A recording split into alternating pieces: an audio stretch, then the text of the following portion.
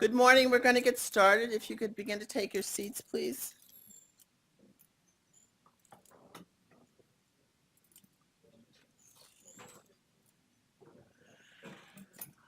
So I am so pleased. This is our third day in our Faculty Development and Leadership Program.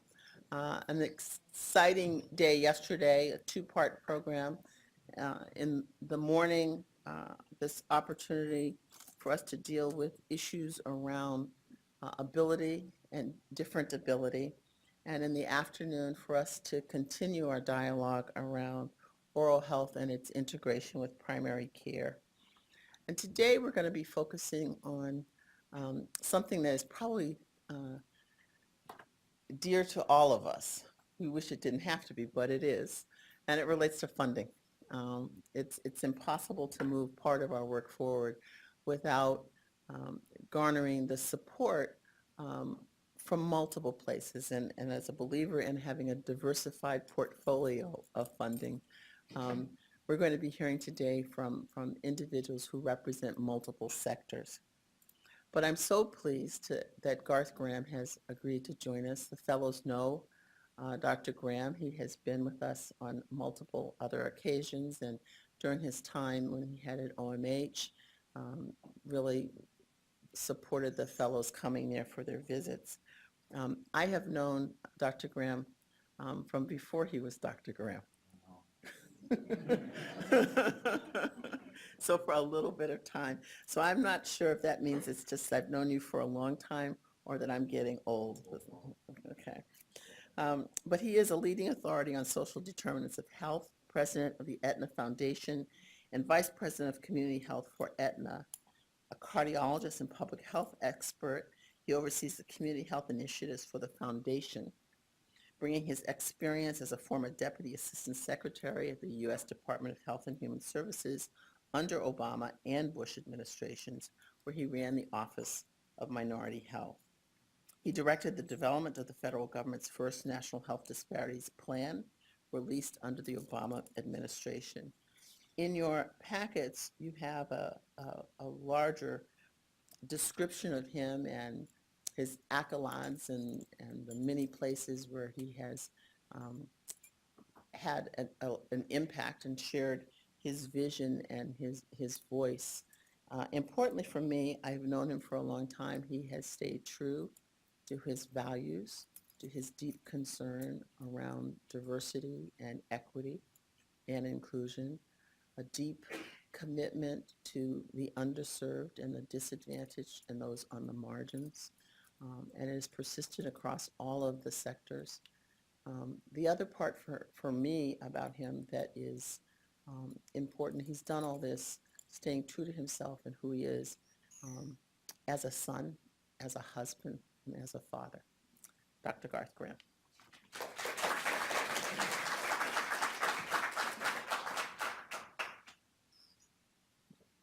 Thank you, Joan. I wanted to get that son part for my mom because she's been complaining lately. All right, so I have to start this off by saying a couple of things. Thank you again for having me. I've been here speaking for Joan on a number of different occasions. And every time I come here, I get a little emotional because if it wasn't for Joan Reed, I wouldn't have had any semblance of a career, if you want to call it that I've had so far. You know, Joan was the first time I ever came to Boston. Coming across a bridge in that little cab was for the VCP program. And I was like, what? Boston? I was so freaked out. And my roommate was the nicest guy ever.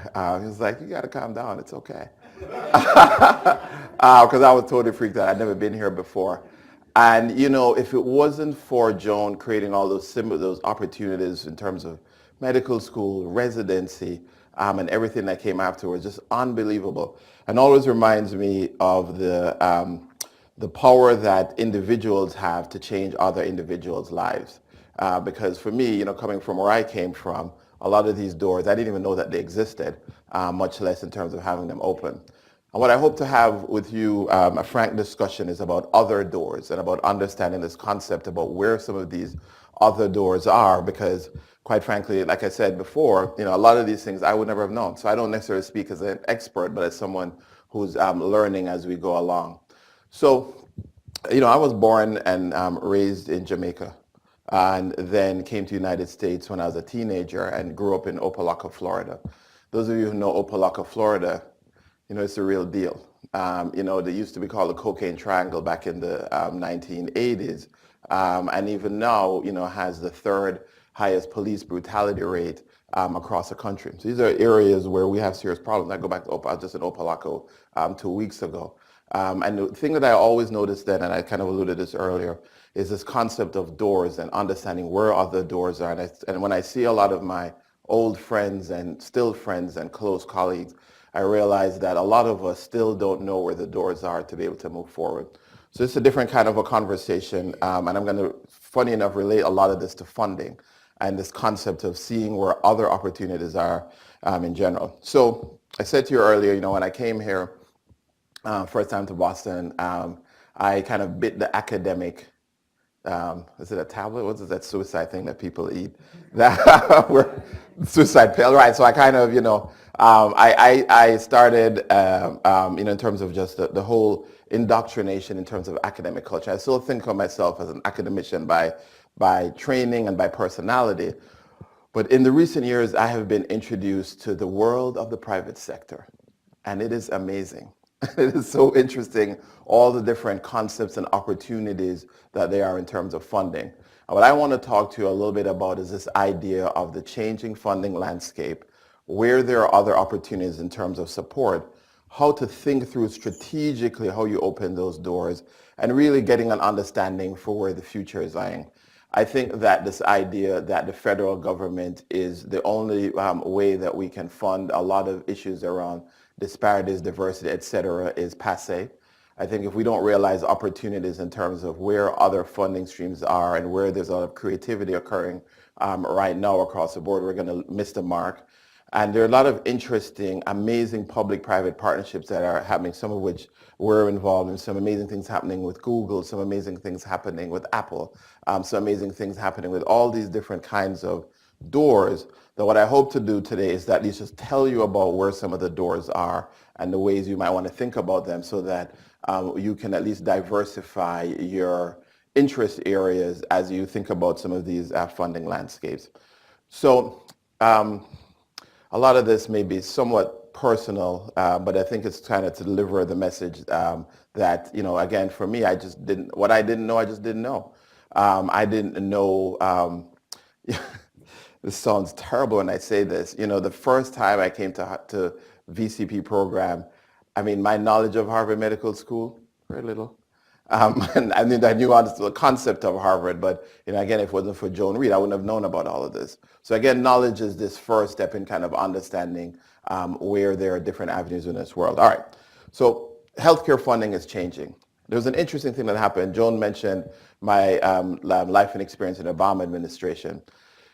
The first, right around when President Obama was elected, a lot of you remember there was this idea that we needed to execute quickly on moving forward issues around the Affordable Care Act. I know, seems like a long time ago, but all of this stuff was real and still is very real now. And when they were pulling together the influential folks that needed to be a part of the ACA, it was kind of interesting what I saw happen. They were looking at the medical association, the hospital associations, but the third biggest group within this room were the funders. And if you look at a lot of what happened with the ACA, a lot of the funders, the conversion funders that I'm going to talk to you about, a lot of these different groups were actually some of the very, very, very first people in that 23-person meeting that Obama pulled together on healthcare right in February of 2019. So again, it all seems like very ancient history, but what those staffers were trying to do there, they were trying to position all of the people they knew would be part of the ingredients of what it would take to allow the Affordable Care Act to happen. They realized you had to have the hospitals, they realized you had to have the doctors, but then they realized you had to have the healthcare funders. And the funders that they pulled together were these groups of folks traditionally called the conversion funders. And so I'm going to tell you where you can kind of nod off and like lose track of me, and then parts in terms of things that you kind of want to remember, hopefully, in terms of what I'm trying to get across in terms of understanding this idea of the landscape. So when they were going through the list, there was an interesting guy there at the time, and he was talking about this issue of understanding the linchpins of influence. And he started by saying that healthcare funders at the local level in the United States are very much the engine for a lot of what's happening in Texas, for a lot of what's happening in Ohio, for a lot of what's happening in Pennsylvania. And that for the most part, I understand or appreciate a lot in terms of where we're going. So that's when I started to learn about this issue of conversion foundations. And the thing I want you to remember here is as the federal government's role has been shrinking, there are other opportunities for resources. And you have to think about them, investigate them, and look for them, and in fact create some of those personal relationships to make some of these things happen. One of these things is the rise of conversion funders in the US. So conversion funders are a part of this, conversion foundations are a part of what's been happening as nonprofit hospitals, health plans, health systems become for-profit or merge. They spin off conversion foundations. California Wellness Foundation, the Conversion Foundation. Colorado Foundation is another foundation. A lot of these major big foundations are conversion foundations. But more importantly, there are tons of local foundations. The Metro West Health Foundation here in Boston being a $100 million foundation that was formed when these hospitals came together. Very few of these foundations have budgets that they spend a lot towards PR, but they have become a huge source for local funding across the country. And in fact, Octavio is a part of this group as well as myself, Grantmakers in Health, published this amazing report showing the proliferation of a lot of these local foundations that have come as a result of merging of these various hospital chains, these various health plans, all of these folks that go from nonprofit to for-profit. Again, if I wasn't sitting in that room when the Obama folks were strategizing about who matters, I'd never heard of conversion foundations. And I'd spend time in academic searching for money. I would go to the NIH website like we all do. I'd sign up for the newsletters. I thought that's where all the money was. And I thought that's where all the opportunity and influence was in terms of thinking that the government was where it was at. And what I learned then, as a lot of those young guys knew then, and still do now, is you have to understand where there are pockets of influence and money and support to support your agenda and align your agenda with those individuals. Right now, these foundations are continuing to grow across the board. In fact, at our last Grantmakers in Health board meeting, they couldn't even identify all of the different conversion foundations that are happening because there's so many mergers and acquisitions and so many spin-offs happening in healthcare in almost every state at this moment. So understanding where some of these local foundations are is particularly important. This is a graph showing you how many conversion foundations have formed over the past 15 to 20 years. Amazing. I had no idea, right? I mean, when you think about this concept and you track this with where federal government funding has been going, you see that this idea of understanding what's happening with some of these local resources is particularly important. So here's the door I would want you to be aware of. Spend some time understanding what's happening with local foundations that may not always be the ones that you see in either the news or you get their press release, because a lot of these folks don't necessarily spend on PR. And as I have gotten more immersed and understood a lot of the kind of interesting points of influence, it's important to understand just how important a lot of these foundations are locally. And they are growing. They continue to grow in number, and they are not small. 6 states have foundation assets greater than $1 billion in assets. Amazing, right? And if you think about, again, going where NIH has and should be and where the rest of the world is going, you start to see that there is this whole array of local funding opportunities that many of us are not aware of. I was at a meeting of foundation presidents not too long ago, and one of the presentations on this topic and related topics that was particularly interesting for this audience was that the fact that 83% of conversion foundations, as well as many other corporate and related foundations, have health disparities as one of their key areas of investment. 83%. Theoretically, if you start to do some math here, you start to see where these resources, the majority of these resources, theoretically should be funded towards health disparities and diversity issues. Theoretically, that doesn't always happen because many of the folks who understand where these doors are and open these doors and have access to them may not be individuals who are reflective of the kinds of backgrounds and interests as you and I are. I think back to my own personal interest, and like I said, I thought I knew, I was literally running a federal government agency at the time when I was learning all of this, right? So I thought I knew a lot of the different components of things that were happening, but I had no idea that there had been really this huge growth in terms of funding, et cetera. As I was finding this out, I thought I was like, oh wow, I got all this great news, and I was emailing one of my old mentors back in academics, and he's a cardiologist not interested in disparities issues, said, yeah, that's where I get most of my money. So I thought to myself, well, thank you for letting me know. And the truth of the matter, like I said, is kind of understanding where a lot of, some of these local pockets of resources are. In the interest of time, I'm going to slide through a couple of things because I want to make another quick point. So the point to remember here is the federal government will not continue to grow in terms of research funding per opportunity needed. That is a given. Okay, so because what's happening right now is we're having a hard time the government, the National Institutes of Health, and you'll hear more from experts within that area with Kayla and others later on. There's a limited pool because of all of the different dynamics that are happening. Nowhere is there in the government this kind of growth ratio in terms of funding opportunities. So as Willis Sutton once said, you need to go where the money is. And so understanding where the opportunities and where the lines of funding are growing is particularly important.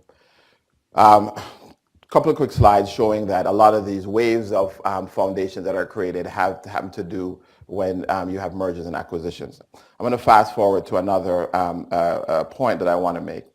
So conversion foundations formed by a lot of these consolidations is one particular pool. When I came to the private sector, I had no idea. I was at the University of Florida sitting in my office. I'll never forget this day. Just finished rounding, came back, logged on to Epic, was about to start to just get lost in that rabbit hole. And then I got a call, and it was the chief human resources person at Aetna. And she wanted me to come up and meet with the CEO, et cetera, and talk about the current job that I have now. So I was like, oh, private sector, not too sure about that. Let me think a little bit. And there was an old person who I trust a lot by the name of Jim Gavin. Jim Gavin used to be dean at Morehouse, and like Joan, had opened a lot of doors for a lot of us. And I texted Jim, and Jim gave me a call. He was like, are you crazy? That is where you need to go. He said, going back to this idea about resource and influence, he said, you need to understand just how deep and powerful and impactful the private sector really is. And then he reminded me that if you look at most presidents, politicians, different kinds of folks, that's where they go to first for support because that's where the money is. So as I have gotten kind of knee deep and partnered with a number of different other private sector organizations, what I will say is this. Most private sector entities, including Walmart, CVS, Pfizer, Aetna, Humana, all of the different major organizations. And when we say Fortune 50, Aetna has we are a $60 billion company. We have 40 people who are vice presidents, only 2 of which are African American. So there are very few people of power in a number of these Fortune 50 organizations. I'm one of those 2. So that just means there's another guy who's actually a really good person. And understanding how we get more of people like us when we talk about 60, 50, $150 billion, $200 billion. We're in the process now of coming together with CVS in one of the most amazing opportunities. We're going to be a Fortune 4 company. That means the 4th largest company in the United States and about the 8th largest company in the world. Amazing opportunities in terms of resources. Did I know about this 5 years ago? Not really. Thank you, Jim Gavin, for kind of putting me on that road. But the door that you all need to understand here is just how powerful and how much impact a lot of these organizations have and how they, in fact, dictate and drive the economy. I'm going to say one politically incorrect thing. After the election, we were in a small room and I was with it was a couple of CEOs, a CEO dinner, so a roundtable dinner. And it was funny because I'm political. After the election, I'm thinking, gosh, everybody cares here about what's going to happen next with Donald Trump. These guys didn't care. They don't care because they understand what's really driving the United States in terms of resources and economy. And they understood that the individuals in that room have a bigger impact on what's going to happen with either the NASDAQ, Dow, or any one of these various ingredients that drive our economy, as opposed to people in DC. Turns out they were right. And that's why, quite frankly, the president has no control over the stock market, but all the companies do. And that's kind of a factual thing to understand about what's really happening. What you all need to know is that these doors are there, and they are amazing opportunities in terms of figuring out how to fund your agenda. All of these organizations that I threw up here as examples have this idea of disparities as one of their major agenda issues. Am I really running out of time? My goodness. Okay. I'm going to try to speed this. So there's so much I wanted to say, so many things I wanted to touch on. But okay, all right. So 2 other quick points. 4 minutes. I'll try to do. And now okay. All right. So even understanding this idea of some of the non-traditional funding areas that you wouldn't think of. A couple of months ago, my wife's going to kill me for telling this story, but a couple of months ago, we were taking our kids out. It was a Sunday, and we're taking our kids out to the park, and I got a call on my phone, and it was our CEO of Aetna, and he was like, Garth, I want to know if you can come and jump in a plane and fly with me later on to LA to go to this game to speak to the CEO about social determinants of health. I got to be honest with you, I heard game, and I knew which game it was, and I was like, take the kids, I'm out. No, actually, that didn't happen. Actually, that did happen. I have to be honest with you. Those kids can fend for themselves. But and so, we got on, and I was expecting it to be, somebody from some healthcare company. It was the CEO of TIA Creft, one of the largest financial institutions, and we had one of the most amazing 2.5-hour discussions about social determinants of health. Knee deep. I just spoke at the TIA Creft executive meeting in Arizona last week. Knee deep, community investments, different things going out. We're not talking millions of dollars. We're talking hundreds of millions of dollars. JP Morgan just made a commitment with a group of us and others in terms of Southside Chicago, $100 million targeted towards African American men and employment, right? Amazing opportunities in terms of resources. And had you told me 5 years ago about these kinds of things, I would never have understood. And what I remember as Mr. Ferguson and I and others were kind of flying across the state, across country California, and having this discussion is just, again, this issue of sometimes we don't know what we don't know. And what we don't know can many times hurt us. And so if there's anything I've done, hopefully in my time, is there anything I want you to understand is there are huge pockets of resources. We need to understand, nurture, develop those relationships.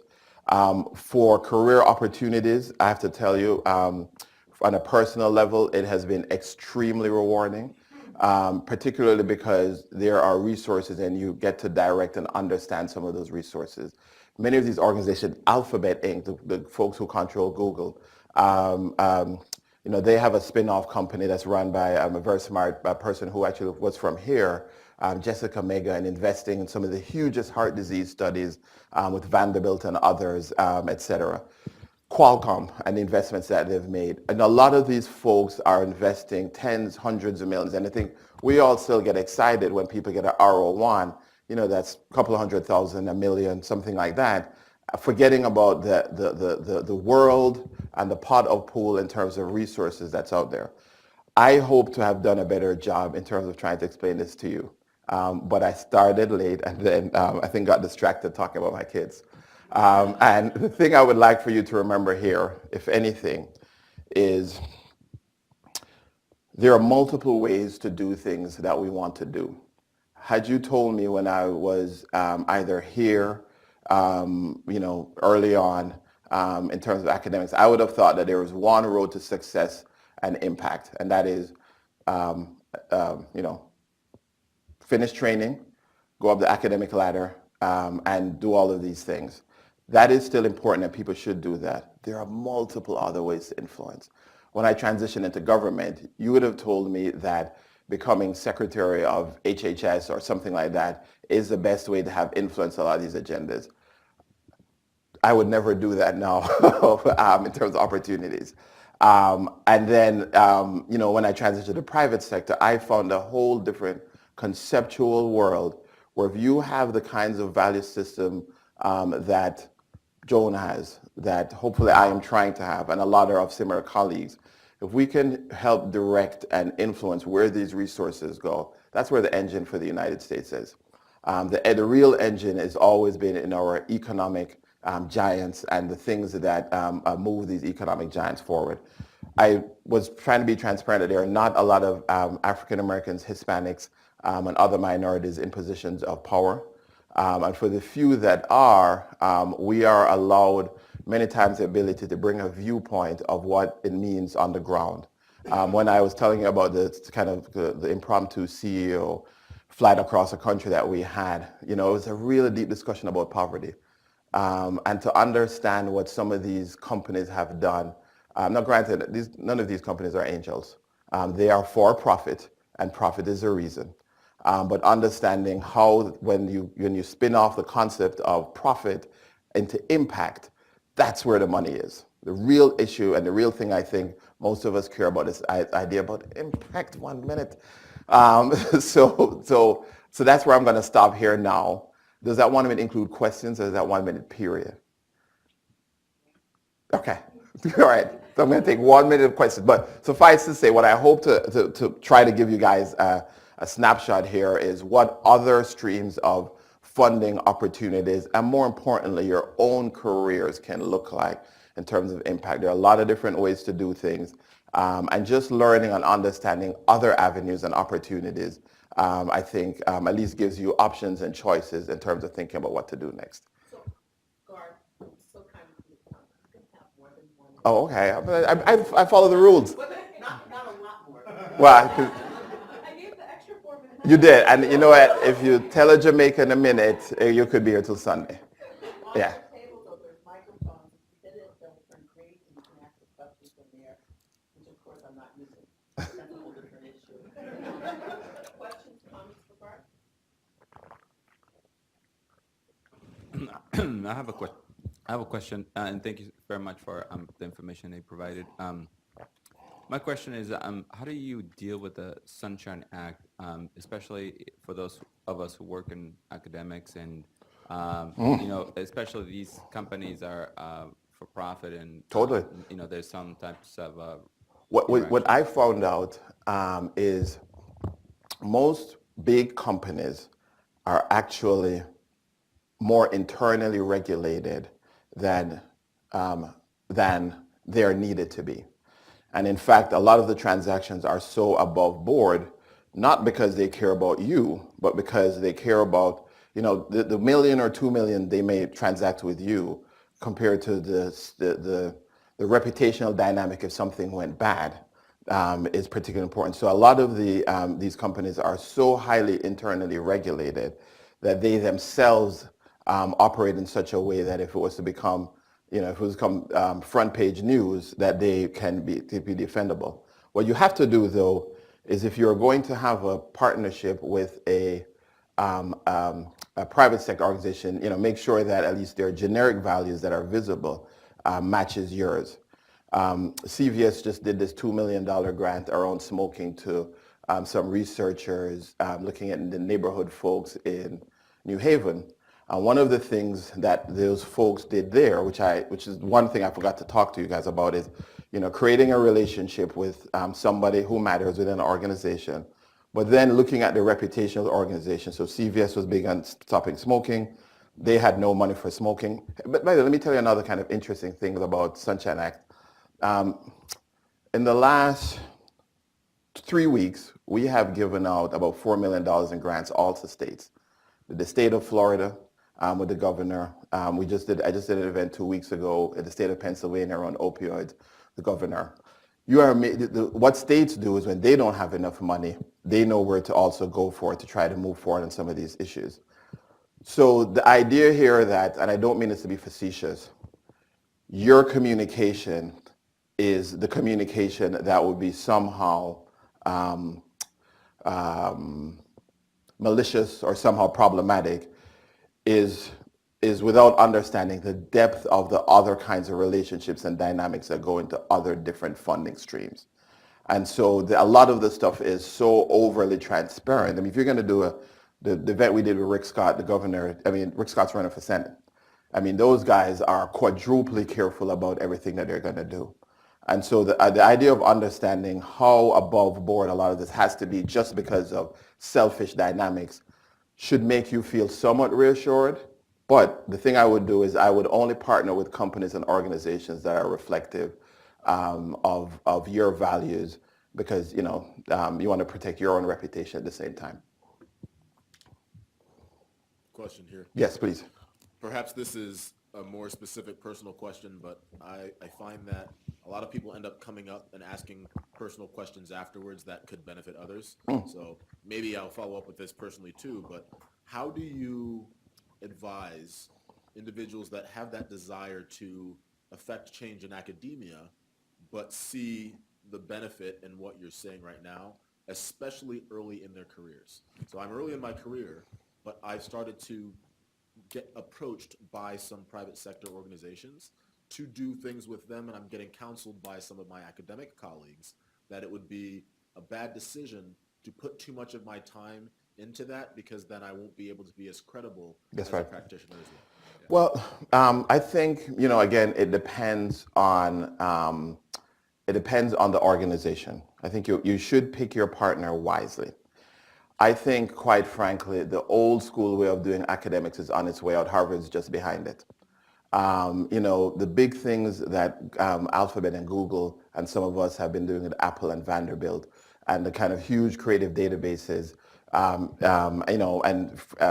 Joe and I were just talking, a lot of folks at NIH and a lot of different places have been a part of those discussions early on in different ways. That boat's already shifted. The shift in terms of academic private partnership has already shifted a long time ago. And a lot of other academic institutions have already been on board. When I took my job 4 years ago, the very, very, very, very first person who showed up in my office that Tuesday after orientation that Monday was the dean of Yale. And the reason is because people go where they think resources are. And so the thing you have to do is, one, have a vision for yourself. Do not partner with companies that in the long run might be damage to who you see yourself. So first thing is to stand up and think who you are. Second thing is, no knock to Harvard. I spent a lot of my time here, trained here. Joan brought me into the world here. I feel like I was professionally birthed here. But there are challenges with the old way of thinking that affects many of folks from our communities who don't understand how to navigate these things appropriately. And so what we have to do is to start looking towards the future, not the past. The past is past and it won't come back. And so trying to kind of understand the old way things are done is going to work. There's a guy when Kayla will remember Richard Pasternak. Richard Pasternak, when we were training, when he left to go from academics into industry, people were like, oh my God, you're stepping off the cliff. And then the other day I saw him in a meeting where he was advising the Dean of Columbia. And I was just like, wow, things have changed. things have changed. I do think there is still a red line with I wouldn't cross with certain companies. Pharma may be sometimes challenging. I think issues with I think there are a lot of companies right now that are looking for partnerships, sometimes to burnish your reputation in different ends. I would use judgment. And I think the fact that you're sitting here having this conversation, you need to have enough confidence in yourself to understand your own judgment. Mentors only help you to the way that they advance you being you. Don't be them. Be the form of you that gains from different people's experiences. And a lot of the folks coming up in your generation, I was going to say my generation, but I feel like, oh no, in your generation, the world is changing. You can find out things about companies, people. You don't need your mentor to give you that. So use your own intuitive drive to forward your agenda. Use whether it's private sector resources, academic resources. Do what you need to do to be you, but don't get lost in old thinking and misaligned advice.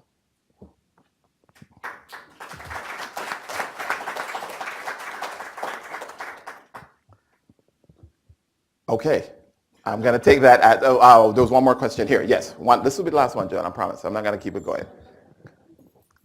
So it's great to know that these opportunities exist, but how do we actually go about finding them? That's right.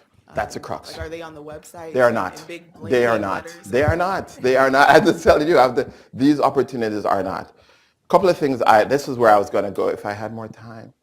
I was going to go next in terms of, I'm just blaming you for my own misgivings. This is where I was trying to go, and I'm sorry, because this is the crux of this. And to your point, for the most part, to create the life you want to create, you'll have to create your own opportunities. Okay? The other day, I was in a conversation with the top 15 African American executives.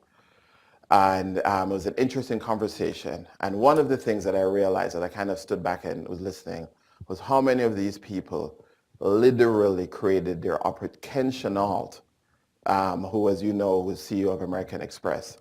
The amazing stories about how he created. You'd think somehow people were like, oh, hey, Ken, you look like a smart guy. Make your way on up to be CEO. It doesn't really occur like that, right? It's a lot of enterprising relationship building dynamics and understanding how you create your own opportunities. The truth of the matter is none of these doors are transparent, and they are either purposeful or non-purposeful, opaque to people who come from backgrounds like people from Opelika. We don't know these kinds of things. The only reason some doors got open to me was just people and networking at different ends. You have to be purposeful in your networking. You have to reach out for people. You have to have a lot of confidence in yourself. And you have to understand about what it is about you that you want to do. And so I would be very, I would spend as much time as you would figuring out the kinds of people you want to know to advance your own agenda. And again, understanding that the overall world is changing. Kayla probably knows Jessica well too. Jessica Mega is a cardiologist who used to be here, and Jessica stepped over to Google. And she is leading now one of many large, very, very large studies. Some looking at cardiovascular health, some looking at diabetes. This amazing study looking at using, contact lenses around diabetic care, going to change the world. If you look at how she made her way into that opportunity, that was a very amazing example of, again, charting your own course. If ever in the future we start to manage diabetes through contact lenses, she would have been the catalyst, if not one of the main people creating that. Amazing, right? And that comes from a lot of understanding of yourself. So I'm going to combine my answer to your earlier question. Don't get lost in the old way of thinking. Technology is changing, funding is changing, the world is changing. You don't want to be 78 and go like, God, I was trying to be Dr. Foster, but what I should have been trying to be is myself. So be you and chart the things that you want to do. Network like crazy, reach out to people. A lot of people ignore you. A couple of people will talk to you. Keep pushing to have the best life that you want to have. And I got to tell you, there's some things that have happened in my life where I'm just like, what the hell, Lord? I would never have thought of that. I mean, when I saw some of the stuff that came out of this discussion that TIA-CREFT is going to be doing, and I was just like, you know, it's just so amazing just when you kind of see, you know, $10, $20 million going to the community, $30 million, and things happen, and you sit back and you go, you know what? That's from being able to be in a certain place, be in a certain room, and being able to have a conversation. And I'm not sure if a jam of paper would have got me that. And for where I want to go for the rest of my life, a lot of it has to do with impact and reflecting on where I want to go. Nothing wrong with JAMA paper. It's very important. Important for promotion, important for things you want to do, but just to know that there are other ways to kind of influence the rest of the world, especially if you want to have a direct influence. Cool. I'm done. Thank you.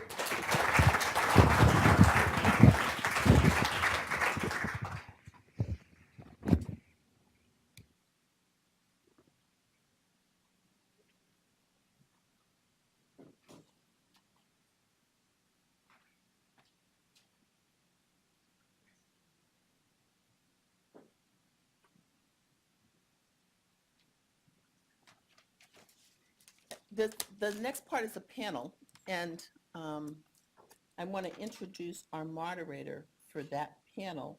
But if the panel members could start to come forward to the table, that would be wonderful.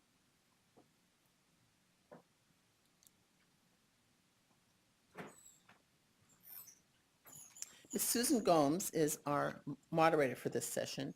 She's Director of Research Development and Strategy for Harvard's Faculty of Arts and Sciences and the John A. Paulson School of Engineering and Applied Sciences, otherwise known as SEAS. She leads efforts to foster relationships with external sponsors, develop strategies to enhance the FAS and SEAS research portfolio, and facilitate the pursuit of external funding. She manages a broad portfolio of research development initiatives, including efforts to provide grantsmanship and proposal development resources, advice, service, and support for more than 700 faculty.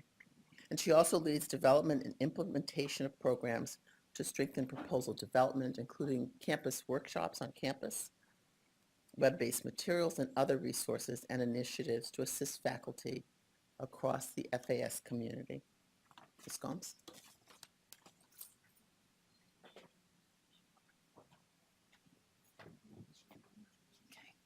All right, good morning. Can everyone hear me? Okay, great.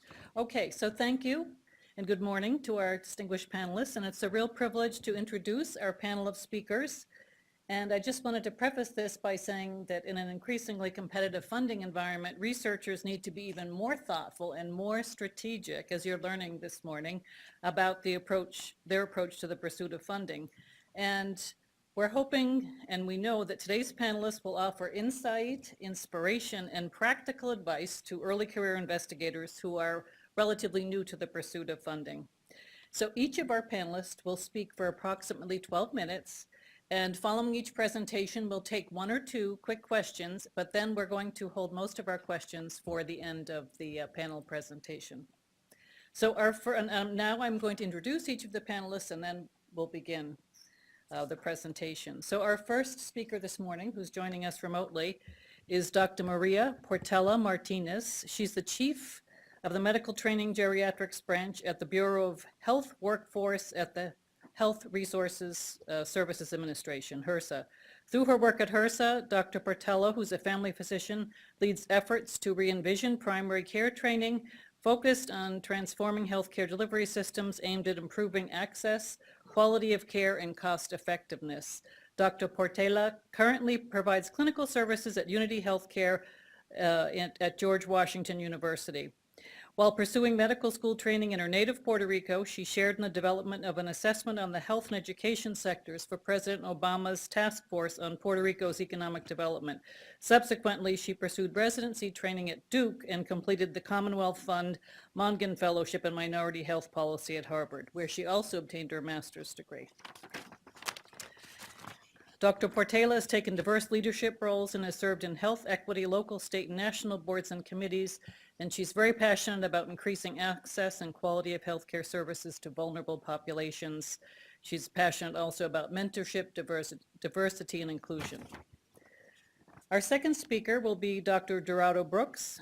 He's the Vice President cancer control and interventions at the American Cancer Society, and he spent much of his career working to enhance the role of prevention in primary care and to improve care for medically underserved populations. He oversees the design, implementation, and evaluation of cancer prevention and early detection programs at the national, state, and local levels, and his aim is to increase access to high-quality prevention and screening and to decrease cancer-related disparities. He's a graduate of Ohio State University and Wright State University School of Medicine. He completed his internal medicine residency and chief residency at Wright State's affiliated hospitals in Dayton, Ohio, and he's also practiced primary care medicine in Dayton and Dallas, Texas. He also completed the Commonwealth Fund Mongan Fellowship in Minority Health Policy and also holds a master's degree from Harvard School of Public Health. And before joining the American Cancer Society, he also worked in the U.S. Department of Health and Human Services in Dallas's regional office. In 2015, Dr. Brooks was honored with the Prevent Cancer Foundation's Laurel Award for National Leadership in Cancer Prevention and Early Detection. Our third speaker this morning is Dr. Kayla Cook. She is Chief of Staff in the immediate office of the Director in the National Heart, Lung, Blood Institute, part of the National Institutes of Health. She provides oversight and management support for activities initiated by the Director, and she serves as his liaison to senior officials within and outside the Institute. Prior to this appointment, she served as a medical officer in the Clinical Applications and Prevention Branch in the Division of Cardiovascular Sciences. Her work also includes outcomes research, epidemiology, and clinical trials at Nhlbi. Her own research portfolio includes comparative effectiveness research, cardiovascular imaging, racial, ethnic, and gender disparities in cardiovascular disease, and cardiovascular health services. Dr. Cook attended the University of Alabama at Birmingham, where she received a degree in material science and engineering. She also received a Doctor of Medicine from Harvard Medical School, and she completed her clinical training at MGH in Boston. She is board certified in internal medicine and cardiology, and she completed a fellowship in health services research at the Harvard School of Public Health. She also received the Commonwealth Fund Harvard University Fellowship in Minority Health Policy and completed her MPH with a concentration at Harvard with a concentration in healthcare policy. Our last speaker will be Dr. Octavio Martinez. He's a native Texan. He's a licensed psychiatrist. He's also the executive director of the Hogg Foundation for Mental Health. As chief executive officer of the foundation, he oversees the vision, mission, goals, strategic planning, and the day-to-day operations of the foundation. The Hogg Foundation is part of the Division of Diversity and Community Engagement at the University of Texas at Austin, where Dr. Martinez holds the appointment of Associate Vice President within the division.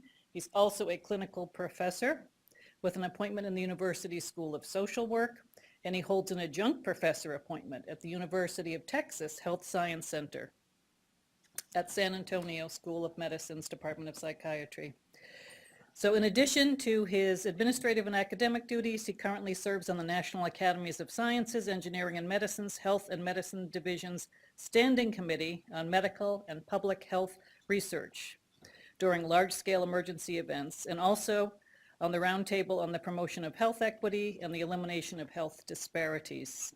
He's also served as a special emphasis panel member at NIH at the National Center on Minority Health and Health Disparities. He also serves on the National Advisory Committee on Rural Health and Human Services to the Secretary of Health. He is a member of the Board of Directors for Trust for America's Health, a member and former chair of the board of the National Hispanic Council on Aging, and a member of the editorial board for the Home Health Care Services Quarterly Journal, and a member of the University of Texas University Charter School Advisory Board. Lastly, he is a fellow of the American Psychiatric Association, a member of the American College of Psychiatrists, the College of Behavioral Health Leadership, the National Hispanic Medical Association, and the American Public Health Association, and the Texas Society for Psychiatric Physicians. He has a master's degree from Harvard University School of Public Health, also a doctor's degree in medicine from the Baylor College of Medicine, and a master's and bachelor's degree in business administration from the University of Texas at Austin. He was chief resident during his psychiatric training of the University of Texas Health Science Center at San Antonio, and he is also an alumni of the Commonwealth Fund Harvard University Fellowship in Minority Health Policy at Harvard Medical School. So welcome to our panelists. We're very pleased to have you here today and look forward to hearing your advice. So we're going to start with Dr. Portela, and she's connecting remotely. Okay, perfect. Hi, can everybody hear me? Can you hear us? Yes, can you hear me? You're live. Okay, great. So first of all, thank you so much and welcome to everybody. I am so sorry to not be able to be physically there with all of you today, and it's a huge honor to be with you and to follow Dr. Graham today and to be sharing the stage with, the rest of the panel. I wanted to, can you see my first slide? Yes, we can. Perfect. I wanted to start and place my timer to make sure I stay on point, and to mention that I will be talking to you about a little bit of a very specific area within HRSA, but generally how some funding opportunities can apply to somebody at your career level as junior faculty, and to try to motivate you and encourage you to really be looking at these funding opportunities more closely as you go forward and continue to professionally build your career. Next slide, please. So the agenda might look a little bit complex, but I'm actually just going to focus on a couple of programs that I think are the most relevant to the point that you are in the career right now. And I'm going to explain a little bit about how the funding works and how our grant cycles work, and how you can have access, or you can get access to receive information, so that as soon as our funding opportunities come along, you can be alerted and review it and receive technical assistance for them. Next slide. Okay, so the mission of HRSA is really all around health equity, achieving health equity, building healthy communities. And within HRSA, there's several bureaus, and that's how the organizational structure works. And one of the biggest bureaus, or the biggest bureau, is actually the Bureau of Health Workforce, and its focus is to strengthen the workforce by increasing capacity and strengthening the training to essentially connect physicians to the areas of highest need, the highest underserved areas. Next slide, please. And the way that this is done is through looking at supply and demand and trying to work across our priorities of preparing a diverse workforce, improving the distribution of the workforce, and transforming healthcare delivery. Next slide. The programs that I oversee are listed in this slide. I'm going to focus a little bit more on the primary care programs, and specifically a couple of those, and also on one of the geriatrics programs, and I'm going to allude to it, to also the National Research Service Awards.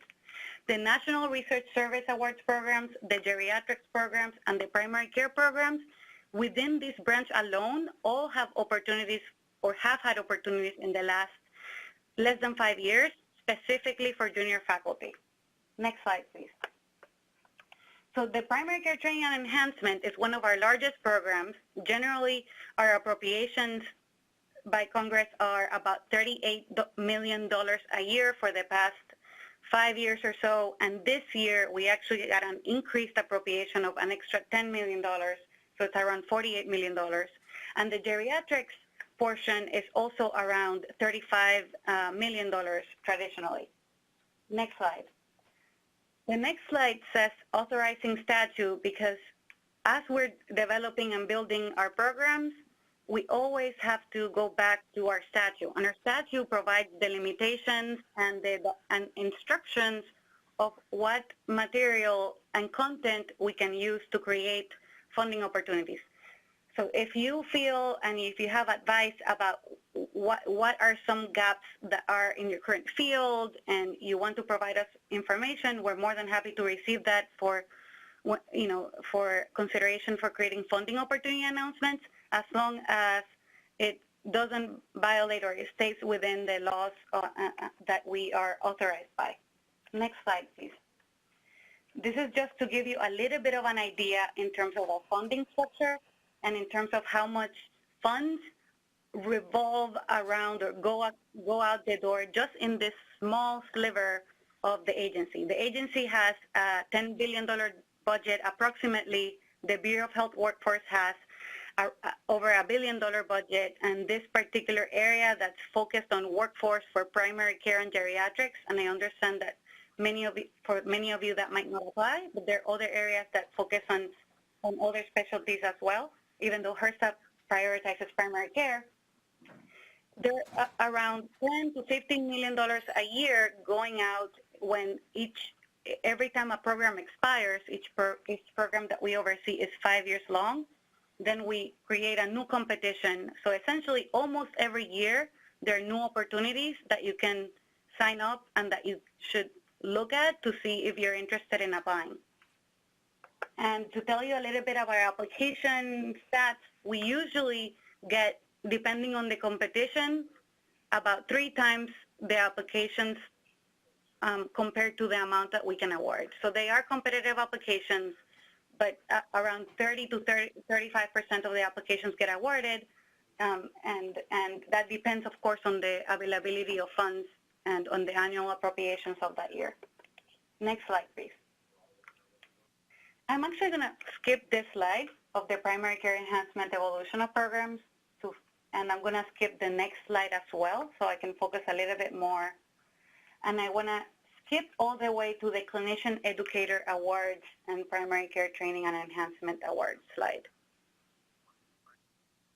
Okay, now that we're in the Clinician Educator Awards, Primary Care Training and Enhancement Award highlights, I wanted to focus a lot on this because in FY15, we ran a competition.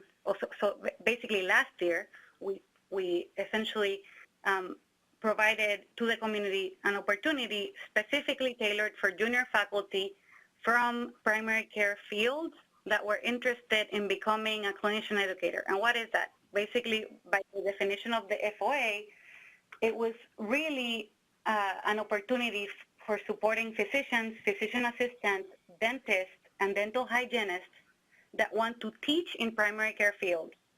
And basically what we asked is for folks that wanted to become an assistant professor or that wanted to potentially go up in their academic rank to apply to these fields as long as they were willing to teach around one of our 6 HRSA priority focused areas around integration of behavioral health and primary care, integration of oral health and primary care, training for the needs of vulnerable populations, training or increasing a diverse workforce, and training for increasing practice in rural health areas, as well as training and increasing the understanding of social determinants of health. So if you're a junior faculty that is or has been interested in one of these areas and you wanted to teach or improve or create a curriculum, and we essentially would buy out and your protected time, right, for you to do either research or just more education time, as long as you were able to also provide some clinical services, preferably in a community health center, these awards would have been perfect for you. And these awards are 5-year awards, so contingent upon the opportunity of funds, there's an opportunity for these awards to become available again in the near future. Similarly, as these clinician education awards, we had another set of awards which could be available in the near future as well, called the Geriatrician Academic Career Awards. And they were essentially a very similar funding opportunity, but directed towards folks that were interested in being educators in geriatrics. So that's something else that might pique the interest of some of you and that I urge you to consider if you are interested in those fields. And the inspiration of this really came from the community, basically folks like you that came to HRSA or that contacted us through their institutions or primary care organizations, as well as some of our advisory committee recommendations that said, hey, you guys have been launching these really big competitions, and sometimes it's really hard for junior faculty to be competitive in a huge national competition when they're, essentially going against people that might have 30 years of experience or more, and also in the way that they write grants and in the way that those compete. And so we really did, it was a really fun competition because we did it in conjunction with another part of our bureau and with the oral health programs, and we really were able to fund oral health professionals as well as primary care professionals that focused in the focus areas that I mentioned. And part of the funding opportunity included for the folks to make sure to have access to mentorship, to coaching, and to be involved in an organizational project, sort of like the ones that I mentioned already, creating a curriculum, designing or integrating new educational objectives into their current training institution. And it required the academic institution to provide, to essentially make a promotion plan with the candidate and to essentially guide the candidate through that promotion plan. So next, actually, let me stay in that slide of the Clinician Educator. And just because they're very similar competitions, besides the Clinician Educator Award, there was a Geriatric Academic Career Award that I mentioned.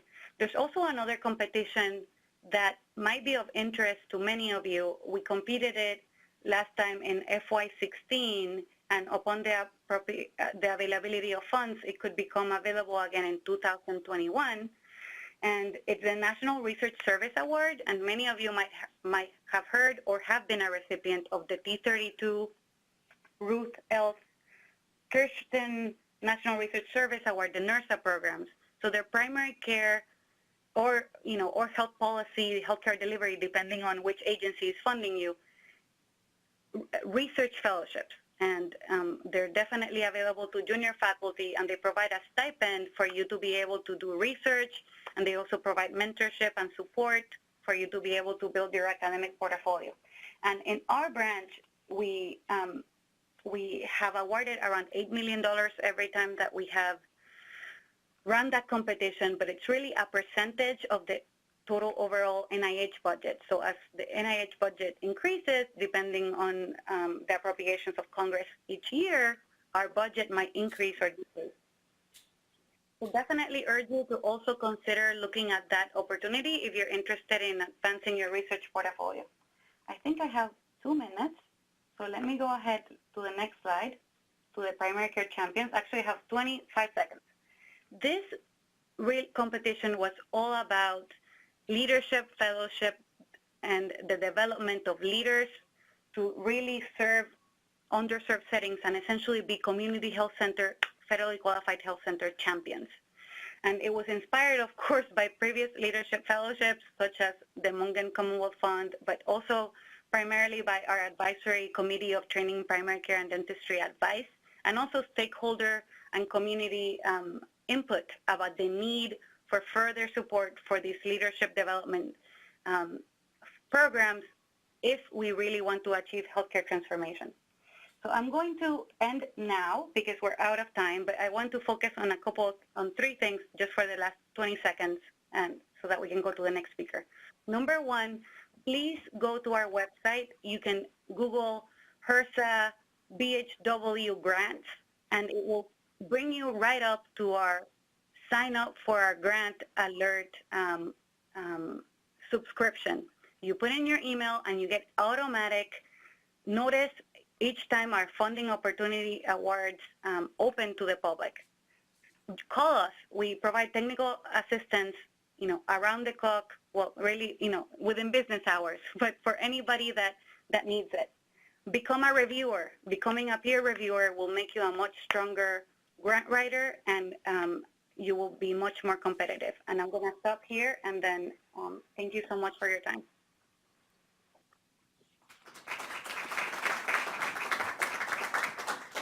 All right, thank you very much for that wonderful presentation. We're going to take 1 or 2 questions now from the audience. Are there any questions? Okay, great. We have no questions, and we're going to have our second speaker. Dr. Brooks.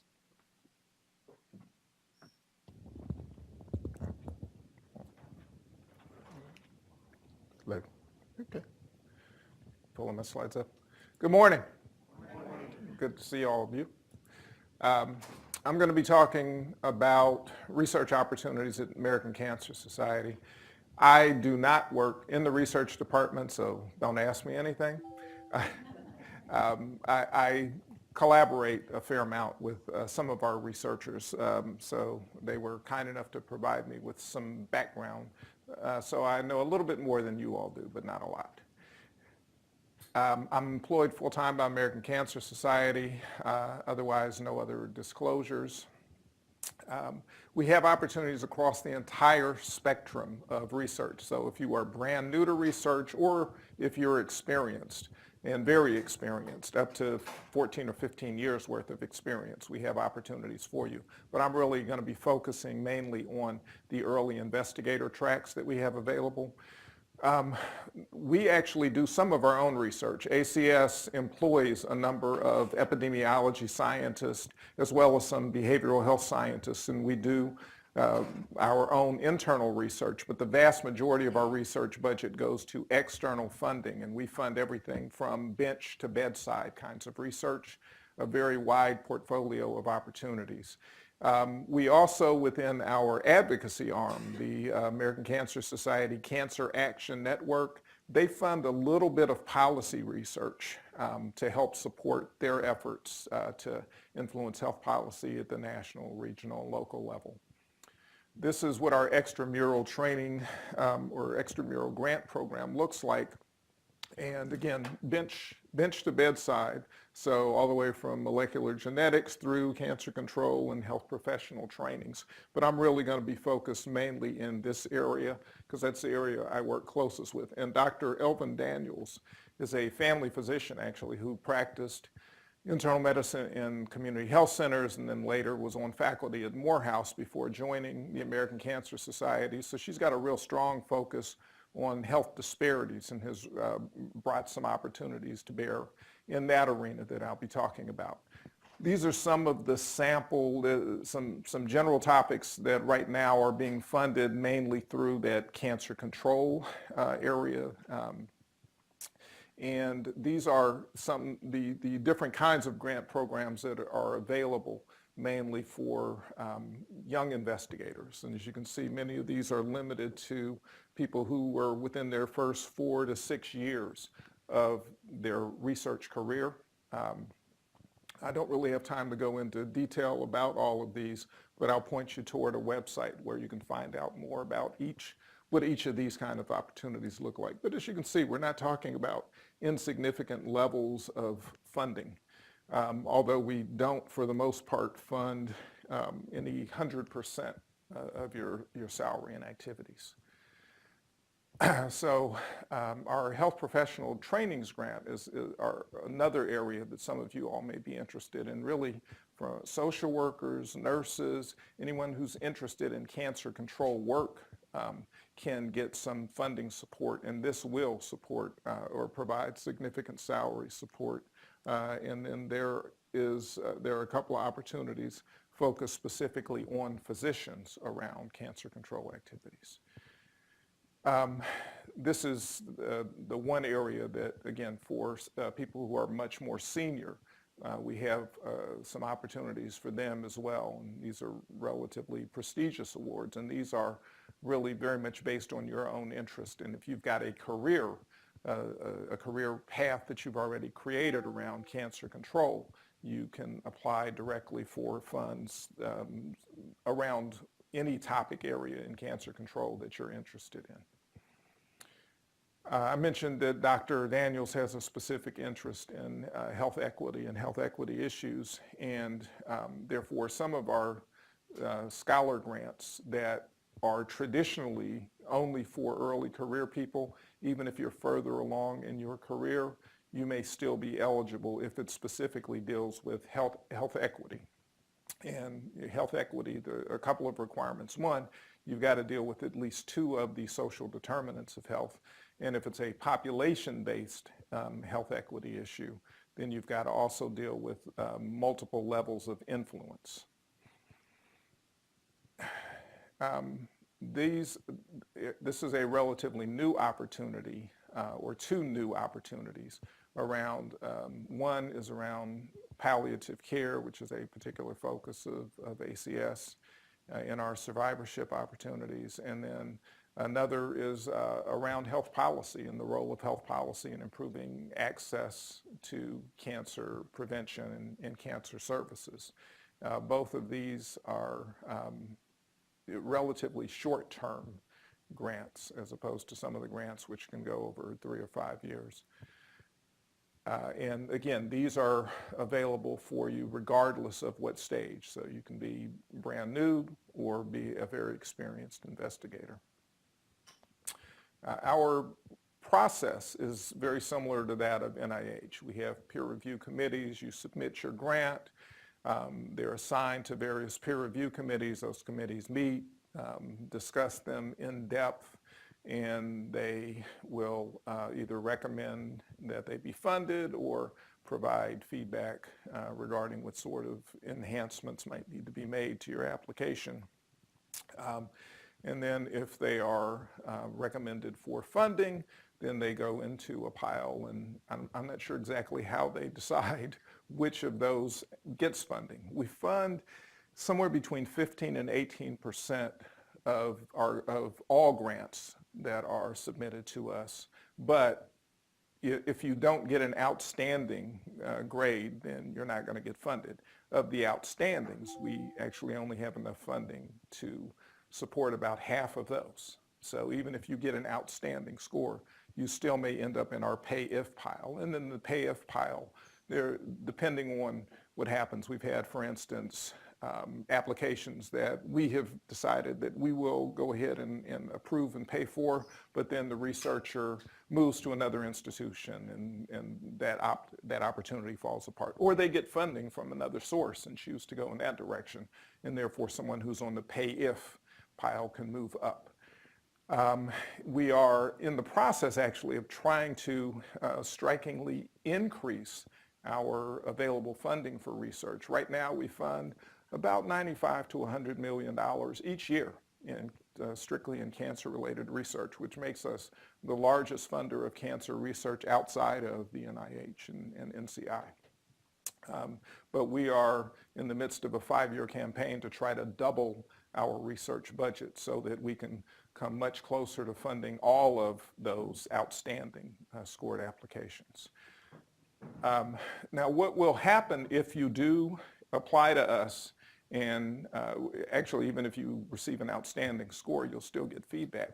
But if your score falls short of that, it can be extraordinarily beneficial, I think, our feedback process, because you will get very detailed feedback on where the shortcomings were in your application, questions that were raised by the peer review committee, recommendations for how to strengthen that application. And reapplication is encouraged for many of the applications that we receive. So you'll get a very detailed discussion. And beyond that, you actually will have the opportunity to speak with whoever is overseeing that particular program area that you've applied for funding within, and they will talk with you about your application in great detail and provide you personalized feedback and recommendations about how to improve your chances for the next round of funding. So with regard to learning more about the program, this website talks specific, you know what, that's the wrong link. That was one of the things I fixed. That will take you there. You just have to search a little once you go to that link. But you can learn more about the opportunities that I've just discussed, as well as a multitude of other opportunities that we have available.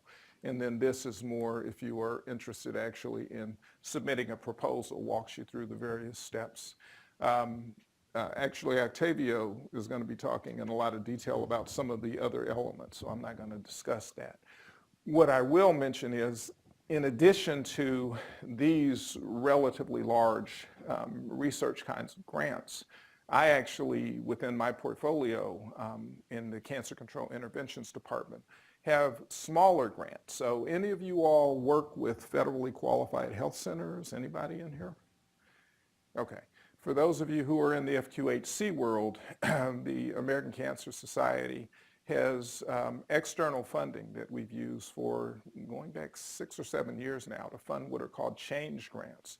And these are relatively small grants in the $50,000 a year range that are targeted to federally qualified health centers and other safety net organizations, and specifically related to process improvement and practice improvement around cancer screening and cancer prevention activities. So we've had a very strong focus on improving colorectal cancer screening at the community level and funded a number of FQHCs over the last 5 or 6 years in that area. We are about to launch a large nationwide initiative around improving use of HPV immunization, and we'll be providing funding for practice improvement in that area. We also have a new round of grants that's going to focus on improving not just breast cancer screening, but also one of the big problems, which is follow-up of abnormal screens, which is where a lot of people get lost. So for those of you who are in the FQHC world, please talk with me afterward, and I can share a little more information about that. The funding is somewhat geographically limited. Actually, our primary funder, coming back to a point that Dr. Graham made about you never know where the money's going to come from. I don't know if anybody here is an NFL fan. Well, I'm in Boston, so I'm sure some of you all probably watch a game here and there.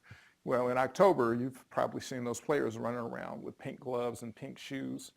A significant chunk of that money actually comes to the American Cancer Society. So the NFL has been the primary funder for these change grant projects. But we also have gotten funding from 1 or 2 of the other companies that he mentioned.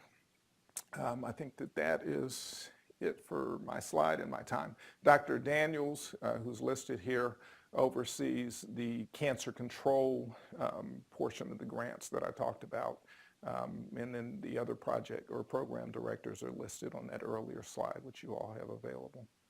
So that's it. Are we doing questions now or afterward for the? Any questions? No, nobody wants to do cancer research? Okay. Oh,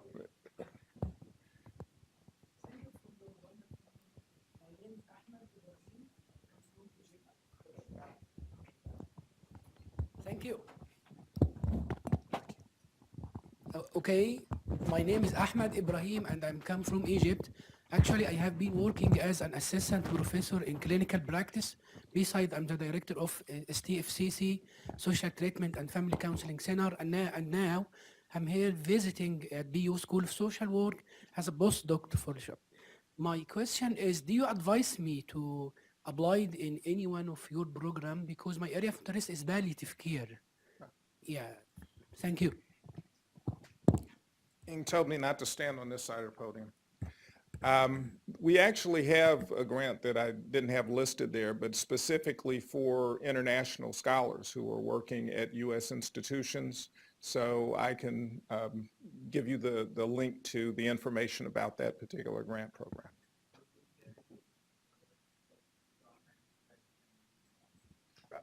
Yeah, I can do that.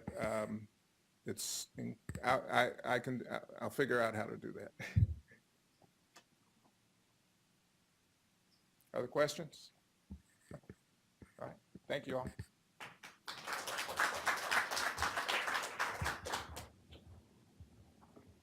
Good morning, everyone. Can you hear me okay? Okay, great. So it's a pleasure to be here and to be back in Boston and to see a lot of familiar faces. I'm going to talk a little bit about some of the opportunities at NIH for funding and give a little bit of tips and advice for early career development. But I wanted to ask, how many of you have either thought about applying to NIH, applied to NIH, or have funding from NIH right now? Okay. So hopefully I can encourage you to think a little bit about where the opportunities may lie or exist for you at NIH and give you a few tips. I thought I'd start by just giving you a sense that the NIH mission is pretty broad. We're all about discovery science that's going to enhance human health, and there are 27 institutes and centers that make up the National Institutes of Health, and those are really defined based on either disease area, anatomy, life stage, or even the approach or support that they're kind of focused on in terms of their mission. But you heard earlier from Dr. Graham that NIH has a certain kind of slither of the pie in terms of thinking about biomedical research funding opportunities. And we are the nation's largest funder of biomedical research opportunities and work primarily in conjunction with many of the academic institutions that you may be affiliated with. In general, if you think about a budget at NIH, we, in our FY18 or fiscal year 2018 omnibus, have about $34 billion that we're putting towards research at NIH. And most of that money does go out the door. About 15% of it stays in-house in order for us to do things like work with labs on campus. We have a special clinical center that's a research protocol hospital at NIH. It's very unique and one of the only like it in the country. But the other 85% goes out to investigators and other institutions for the work that we really focus on outside of the local campus. And if you think about it, we support over 325,000 scientists across the nation. And we're really trying to make sure that people like you are part of that pool. Apologies for going too fast. So I thought I'd start by just giving you the kind of typical lay of the land of the life cycle of an NIH grant. And it often starts with somebody having a great idea. And so if you look down at the bottom of the stair-step ladder there, an investigator at an academic institution is going to have a great idea. They go to their institution to submit an application.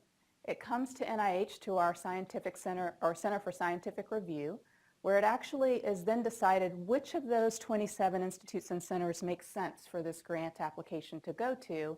And then it undergoes a peer review through study sections, similar to the way that Dr. Brooks talked about with peer review at ACS.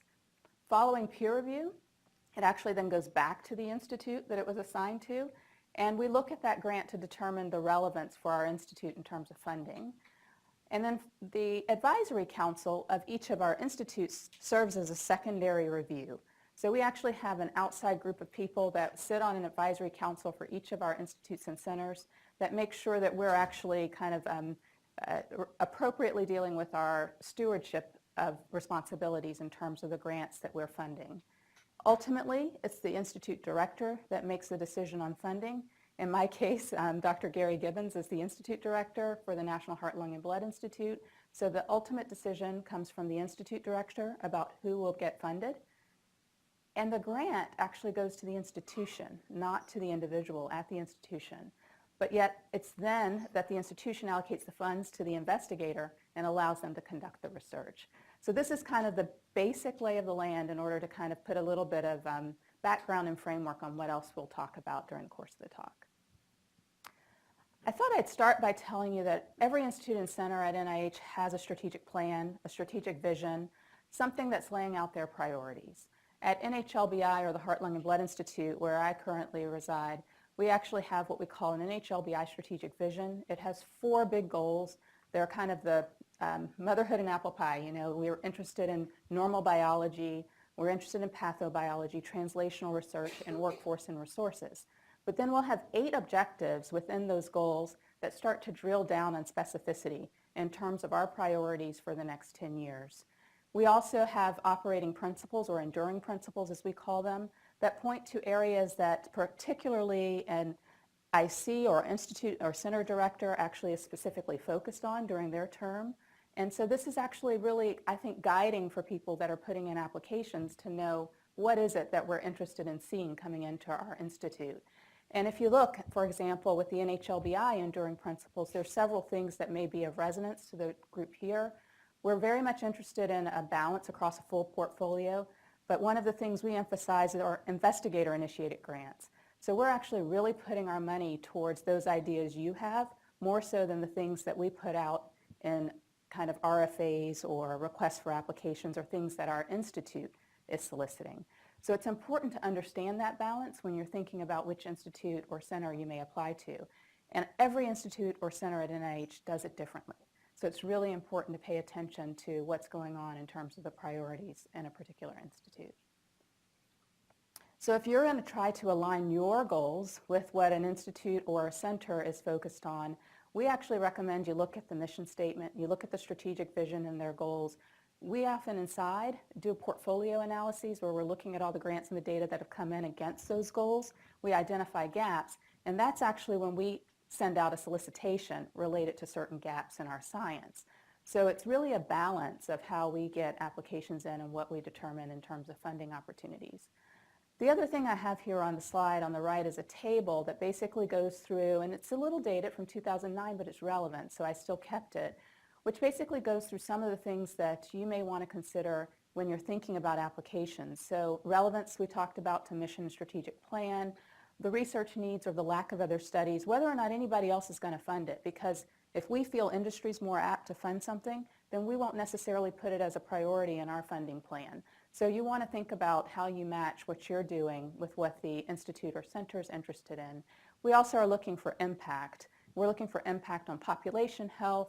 We're looking for impact on, in general, the things that we feel like can have make a difference in healthcare and in the health of the nation. So those are some kind of general factors to pay attention to.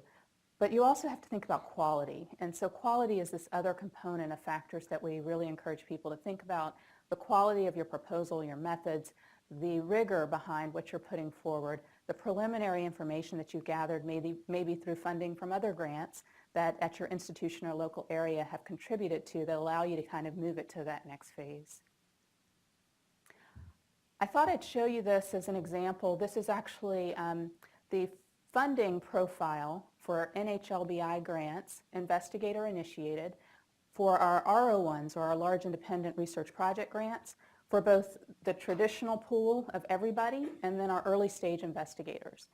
And one of the things that's important for you to think about is you're looking to align your science with the right institute, but you're also looking to see what the funding trends are like in any given institute or center. And we actually publish our funding trends on our website. Other institutes or centers may not. But one of the things I mentioned earlier is that we focus heavily on investigator-initiated science. So you can see that since our new director, or of the last 5 years, Dr. Gibbons has been there, we've been trying to drive that funding profile for investigator-initiated science up. The pay lines have gradually gone up from 2012 to now you see them in 2017. We're kind of steadily in double digits when we were slipping back to single digits before. We're focused on early stage investigators with a goal of funding at least as many early stage investigators, or I shouldn't say as many, success rates equal to that of either the general pool or greater than the general pool. And we track that data in order to make sure we're achieving those goals. So we have success rates that are up in the 30% range for early stage investigators and above 20% for most of our RO1s. We also focus on our career development awards in a similar way, and you again see that trend where we drove it up in the last 5 years, and now it's starting to flatten off because we've reached a goal. And we've got success rates that are close to 40% in our career development awards. That's not the same at every institute, so you do want to look to find out. We also have very specific activities related to career development when it's as somebody that's coming from a diverse background. We're very interested in making sure that we're diversifying the biomedical workforce, and we're doing that through mentoring programs, through specific targeted activities, whether it be supplement activities, specific career development awards or K awards.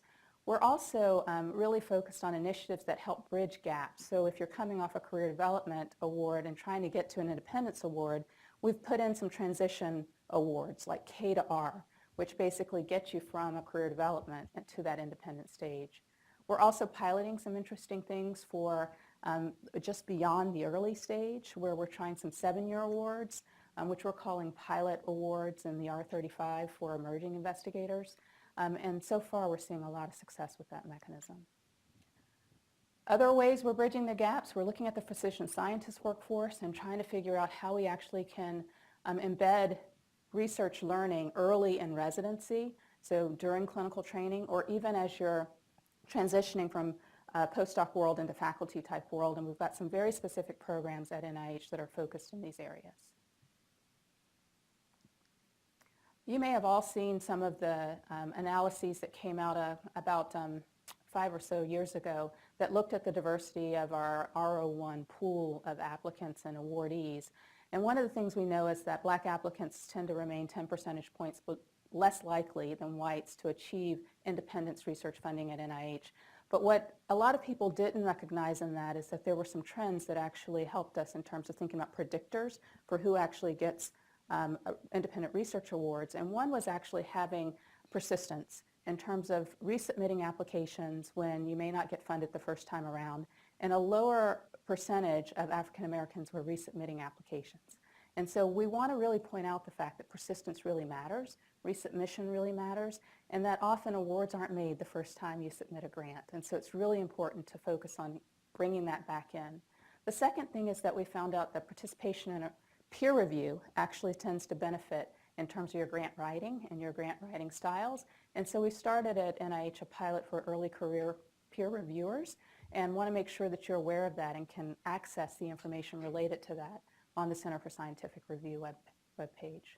I'm going to skip this one for time and just mention that we also see gaps between where we have an overrepresentation of blacks in our early career awards and an underrepresentation in our Independence R01 awards. So we're trying to think about the stepping stones that make sure that we bring diversity all the way through our Independence awards. And so it's really important that you connect with people at NIH to find out how you plug in on a pipeline to really help you transition to independent investigator. So I have a couple of handouts that I'm hoping that you pick up at the table outside that give you a few tips for success and how to be in the know. So we talked a little bit about identifying the institute for funding that's based on your specialty or scientific interests. And some things I usually tell people is when you go to a conference, try to figure out who from NIH is there and what institute or center they're affiliated with, because that often will tell you their center is interested in the type of work I do or the types of things that are interesting to you. Sign up for the listserv. It's so important that you make sure that you are seeing what's coming out from NIH on a regular basis. And once you sign up, actually it kind of goes both ways, because you also then find out by reading funding announcements who's in the area. If you scroll down to the bottom, you get contacts from NIH and who you can contact to talk to about specific opportunities. So the last bullet there is make sure you contact us, because program officials at NIH actually help you figure out what institute-specific information you need, which mechanism do you really want to apply to that's right for you, and if there's something coming out that they think may be more applicable to you, the opportunity to follow up with you thereafter.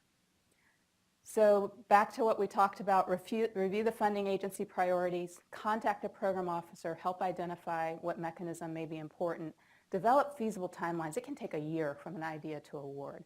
So you want to really think about how long it's going to take you. And a year is optimistic at times, because if you think about resubmission, it can take even longer. Review model grants of your peers and other colleagues. Make sure you have a good idea, because reviewers want to know what you want to do, why it's important, and whether or not you're able to do it. So feasibility is really important as well. After submission, if it doesn't happen the first time around, be persistent. Go over your summary statement. Don't look at the score too heavily. Pay attention to the comments. Figure out how you're going to address them and submit it again. Resubmit, resubmit, resubmit. So this pipeline that we talked about before, if you've got an idea, I'm pretty sure that it's within your reach and you can fulfill that dream. You just need to make sure you're talking to us and talking to others, and we'll be happy to help you.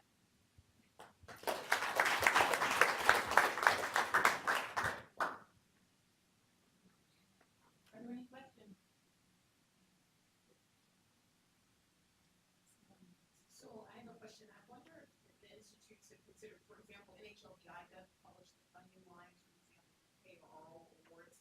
But if you look at an institute, for example, like NIPK, where you might have some overlap in research interests across those domains, has the NIH as a whole decided whether or not they consider making sure there's equivalence regarding that information going out to investigators? We aren't doing it as a whole right now, although there's a general encouragement of the different institutes and centers to do that.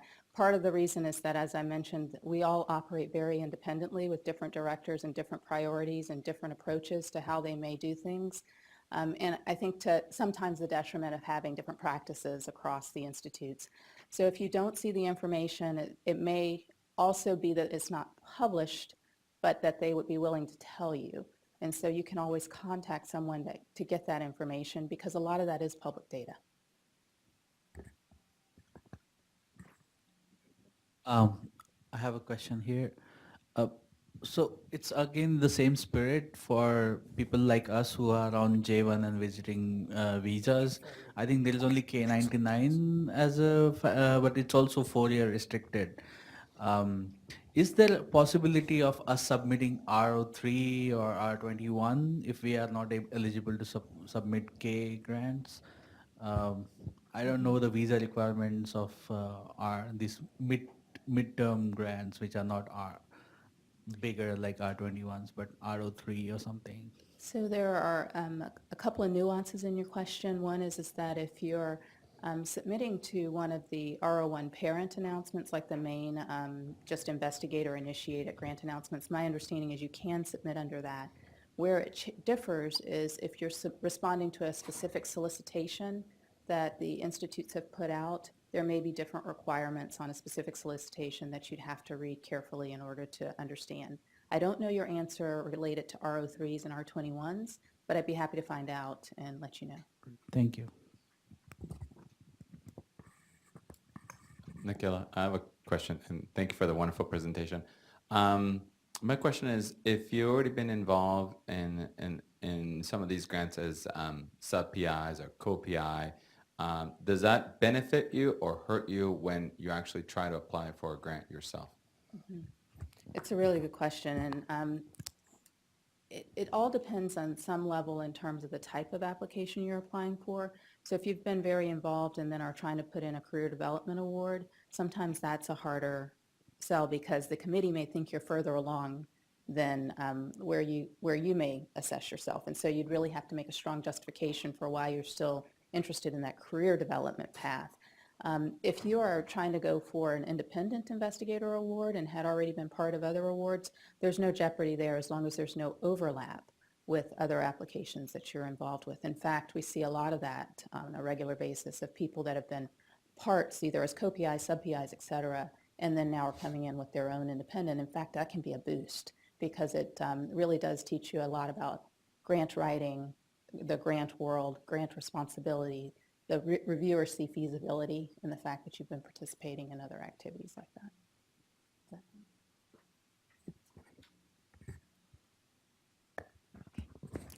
Thanks, Kayla.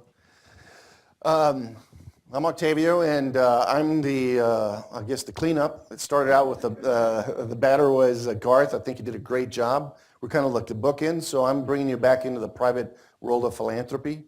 I think we've had a really good overview of what's going on inside the Beltway. No conflicts of interest. I am involved in a couple of grants. I'm involved in a Niner grant, National Institute of Nursing Research, as well as a National Endowment for the Humanities grant. I'm going to give you more sort of a Grantsmanship 101, nuts and bolts. I have reviewed hundreds of grants. I have overseen them. I do grant review committees. I've done it for the federal government, and I've done it in the private sector. And it's very interesting to me that junior folks make some mistakes, but even some of the seasoned researchers and applicants to grants do the same mistakes because they get sloppy. And that's one thing you cannot do. So the art of grantsmanship. First off, and I think you should have gotten that flavor, it's competition, guys. Be prepared to be competitive. Now, the fact that you're here, it means you're already competitive, or you wouldn't be at Harvard, or you wouldn't be in any institution. You wouldn't be applying for a grant. Don't forget, it's a competition. I think Kayla was laying out some of the improvements they're trying to make to increase the percentage of grants given. At the Hogg Foundation that I oversee, for instance, we have a current grant program where the acceptance rate of the grants that are going to be funded is in the 8% category. However, I've also developed grant programs where basically we fund everybody. So in private sector, it can be extremely competitive to maybe not so much. The other two things to know about, especially in the private sector, is there are strategic grant makers and there are responsive grant makers. What's the difference? Strategic grant makers are very much like follow the model of the NIH, which basically is we put requests for proposals out there or letters of interest. And so that is posted out there and you have to follow a very specific program. Relationships, very important. but it's actually the process that's more important. However, supportive grant makers are much more like your old family foundations, regional funders. The relationship is key because they don't put out RFPs. They don't do letters of interest. They're the ones where actually, in fact, you would think of a great idea and all you do is submit it to them. And then they will get through, they have a different type of GRC, Grant Review Committee process to decide who they're going to fund and who they don't know. And relationship is very key in those respects. I know both because the Hogg Foundation was sort of like more of a family-run responsive grant maker. But 15 years ago, the executive director before myself then moved it into being a strategic grant maker. So now for us, it's all about the RFP, the LOI. It's all online. Contacting us isn't going to help you, the personal thing. But I'm going to get to that, how actually it still is important though. So very competitive. And I think it's also pointed out, the quality of the science we all know is a priority. But if the quality of your grant writing isn't consistent where you can tell that story, you're going to fall short. That's just the bottom line. Doesn't matter how great your science is. If you don't have a well-designed grant, when you do a proposal and you submit it, it won't go anywhere. And so make sure your proposal also fits with the vision and the mission of the funder. That's been mentioned by, I think, by all of us. Very important. Align yourself with the organization. That actually increases your ability to be successful. So, very basic. But it's been mentioned before that, this isn't rocket science. Well, I would venture to say it's actually harder than rocket science. Why? Because even the rocket scientists are trying to write a good grant, and they have trouble getting funded. So go figure, huh? So anyway, read the applicant instructions carefully. I can't tell you how many great organizations we know or individuals for grant programs that we have written at the Hogg and other funders that I work with where they didn't read the doggone instruction. And we're like, why didn't they just do what we asked them to do? It's very basic, but please do that. Attention to detail is your friend to success when it comes to grant writing, especially for strategic grant makers. Relate the proposal already, I mentioned that, so that's very important. We can recognize, some of you think, oh, we're really sharp. You'll have one that's been sitting maybe and gathering a little bit of dust, all of a sudden opportunity comes up, you dust it off, you submit it, you think you're going to get it in, or you piece together something that doesn't really fit the mission, the vision, or even what the application is asking for and what we want you to really target on, we can tell. We have a lot of very seasoned folks that review our grants. It doesn't get very far. So write the proposal for the application, for the request. Make your application stand out. This is so key. Here's a very interesting thing, and Kayla was actually, I think, did a great job of describing it, but it's very true in philanthropy as well. If you're very detail-oriented, you submit a grant. Okay, what happens? It's going to be assigned to, there's a program officer overseeing that entire proposal or initiative. They're going to be the ones, along with a team, that's going to be reviewing those grants initially, even probably before it gets to the Grant Review Committee. Because what they do is they, if we get, say that we're going to find 5 grants, we get 60 proposals, we're not going to review all 60. There's going to be an initial review process to weed out the guys that didn't obviously follow the rules. Bam, there's a big piece that falls off. And then it's like, how well is it written? Bam, another big piece falls off until we get the really cream of the crop. And then out of those, maybe what we have is like maybe 20. And from those, they're going to get ranked, and they're going to then be the ones that we discuss in GRC to decide who to fund. Okay? That's what's happening in the private sector. So who is going to be your advocate at the table? It isn't you, because all you did was submit a piece of paper. It's the program officer. If you write a grant that really captures the program officer, they're going to be your advocate at the table. By the way, that also happens at the federal level. When I was doing federal review grants, and Kayla can say that things have changed, I haven't done it in a few years, we each get assigned a certain number of grants, so the whole committee's not reviewing all the grants. It's only a subset that do a really in-depth review, and then we present to the rest of the committee, who then starts to weigh in, and we can advocate when we're actually fighting for a grant. Right, Kayla? That happens. Well, guess what? It happens the same thing in the private sector. I've seen it happen in my GRCs. program officers go, look, this is a really good grant. I really did some research on it. You know, I really went and looked at, you know, their bibliography. And by the way, if you're doing a bibliography, you're doing your footnotes, please make sure your links all work. And please make sure that it's all relevant, because the reviewers go through each one of those. So they know when things align or don't align. But they can be your best advocate. Should be obviously well-focused, clear, and organized. I can't tell you how many times a fragmented proposal, though the science was fantastic, the other part tells us something about you. Think about that. If you're not willing to take the time to have a proposal that flows, that tells a story, that captures the reader, that makes him your ally, you're not going to be that successful. Why? Because it doesn't matter how important the science was, if you're not also doing that, it tells us a little bit about the priority of your writing skills, of pulling together maybe a team to be able to do that. And so it gives insight. And so it will lessen the power and the impact that your proposal can have in being considered successful. So the abstract, very important. It's got to be able to stand alone. Here's another reality. We have a lot of reviewers we do internally, but we can't do them all sometimes, or it depends. We want to design it where we have external reviewers. Well, guess what? What do folks do who are really busy? Because we reach out to get the experts in the field. We're all really doggone busy, and we're reading your report where? On the airplane, right before they get to the grant review committee. That's reality. And if your abstract can really capture them, they can also become an ally on your behalf. So be sure that your abstract really can capture. I already have 5 minutes left? Oh man. I'm like Garth, like what do you, well, it needs to move along. So anyway, you all have all these copies, right? Diagrams, figures.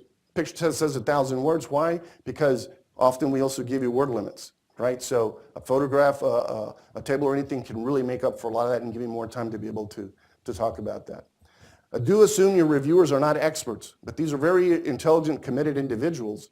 And so be very careful about MedSpeak, using acronyms and such. Can really throw the game off when people are reading something and go, I don't understand what the heck they're talking about. In the private sector, you will see that much more than you do probably at the NIMH or NIH, because those are actually all content experts, not the case in private sector. And so you want to be able to say what you need to say, but do it well, but where the general audience, a well-informed audience, can do that. And please, you want to sync a proposal, typographical errors, misspellings, formatting errors. Oh my gosh, I've just seen too many of them. So, timetable, Kayla also mentioned that. Extremely important. It's got to be realistic and clearly defined. We have to identify and quickly look at that and know what your priorities are and what you're going to do. Budgets, they're usually considered last. In our case, they're always considered last. So really the proposal and the science is very important. That's what gets you the ranking. We then look at your budget to make sure it fits. That's all it has to do. Straightforward, clear, concise, and fits. Why applications fail? Well, probably from my talk you ought to get because they're fragmented or they're just disjointed. They don't flow. Poorly formatted, all the typos and stuff, I already mentioned that. Unrealistic goals. Present, clear, defined priorities. Proposals that don't tell reviewer what the applicant will actually do. Folks, it's amazing how many times I've seen that because we're sitting there going, so what is this applicant actually going to do? If they're asking that in the GRC, you're doomed. So make clear what your role is and how you're going to take care of that. Of course, the complete outdoor, I already mentioned that, or realistic timetable. Here's another one. Okay, you're the PI. Please give yourself a large enough percentage that makes sense. I've seen 2% PIs, 5% PIs, and we're looking at the entire proposal going, I don't think so. Even for a seasoned researcher, I'm sorry, we want more than that. We're about to give you hundreds of thousands of dollars. You better doggone well be involved. So I'm going to end with this. Oh, I'm not doing too bad. Okay. Okay, all right. I can slow down a little bit. So I came up with this little concept really because it was influenced by, I just went through strategic planning for my foundation in the past year, working with FSG right out here out of Boston. They were great consultants. They're a little pricey, by the way. But anyway, they came up for 4 pillars for us as an organization. And I was thinking, hey, that's a good concept. I'm going to come up with 4 pillars for grantsmanship. So pillar number one, plan, lead, and manage, not the science and things. I'm talking about your ability or your sort of construct of how you're going to use your time to apply to grants. So it's been mentioned, seek out mentors, those that have been successful with established track records. But be very careful, and Jonas told us this many times before, of dementors and tormentors. And if you get any of those latter groups, drop them like a hot potato.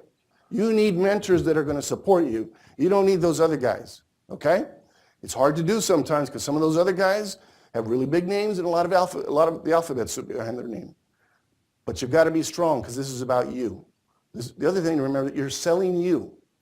That's what we're investing in philanthropy. Your vision, your idea, you. Therefore, elevate you. Pillar number two, target grants research. Do your homework. But do this ahead of time. Don't do it when you need the money. This is sort of like in the in-between phase, which is to say, find out what are the organizations, the foundations out there that fund. There's regional funders. Some in Texas so regional, they only fund a couple of counties. Then you have, like myself, the Hawk Foundation, we fund across the entire state. And then you have national funders like Robert Wood Johnson. So there's multiple layers that you can apply to if you do your homework and know who is funding what. And also then, pillar three, positive networking.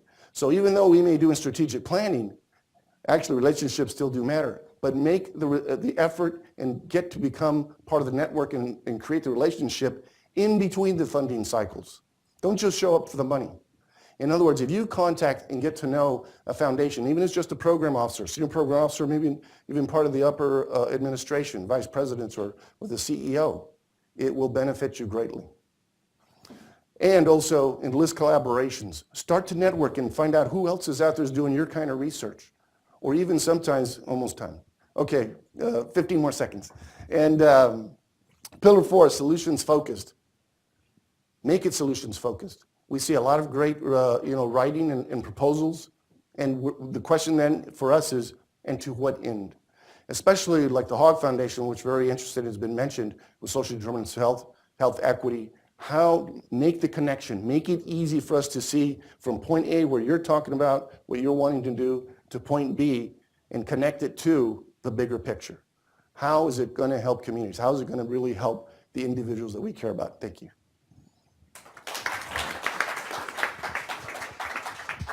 Guess question, right? Okay, now is the time to ask questions for the entire panel, right here. I have a question. Actually, it can be for the entire panel, but particularly for the last speaker. We have heard great information about fundraising protocols, best practice. But if you consider the percentage of people of color applicants who apply and people of color applicants who are actually funded, there is a significant discrepancy. So I would ask you all to maybe address that in ways that speak specifically to the organizations that you represent. Thank you. I think that's an excellent comment. And as a matter of fact, I was just reviewing an article just the other day before I got here back to Boston that was speaking to that very thing. And in fact, if you take a look at all of private philanthropy and the amount of funding that's going to, now they were very specific because it was about leaders of organizations, which is a subset obviously of what you're talking about, also equally important, but less than 10% of private philanthropy is going to organizations led by individuals of color. This is a very big disparity that exists in philanthropy. We at our foundation are trying to be very cognizant about that, but we need to have the entire field doing the same thing, so thank you for that comment. From the standpoint of ACS, well, and I think both of the other speakers pointed out, one of the issues is resubmit, resubmit, resubmit. Don't be discouraged by that initial failure or learning experience. You've got to keep coming back. And Dr. Daniels, who I mentioned, who oversees our cancer control, has that very strong interest in health equity. We have certain RFAs that are very focused around equity and access which we hope will attract more minority investigators than maybe some of the other topic areas.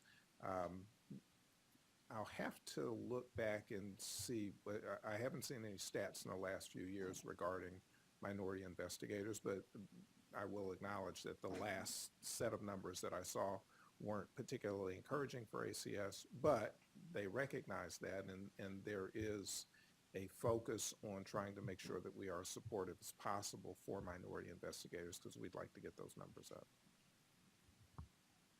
I just wanted to add to that, at NIH, you know, the data sets that we tend to look at tend to be award data sets as opposed to the application data sets. And so we have seen trends where we know, and you were mentioning investigators of color, we do see that there's some discrepancies even amongst different communities, so African American versus Hispanic, et cetera, that we're following.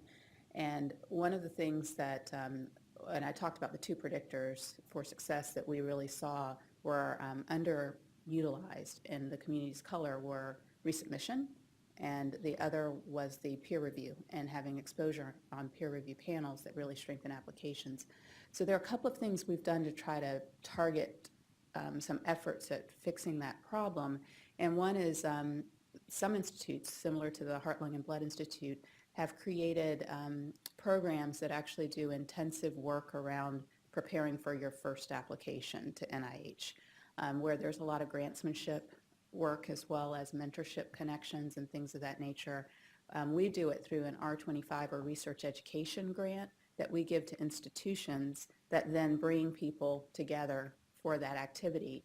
And it's a partnership between NIH and the institution that gets the award to do that. We call ours the PRIDE program, the programs to increase diversity in, I can't remember what it stands for. It's basically programs to increase diversity in research. And our program actually, we're starting to look at some of the success rates coming out of the program and conversion rates. It's dramatically successful in terms of really taking applicants where some have applied previously, some had not, and being able to get them towards a first K award or a first R01 award.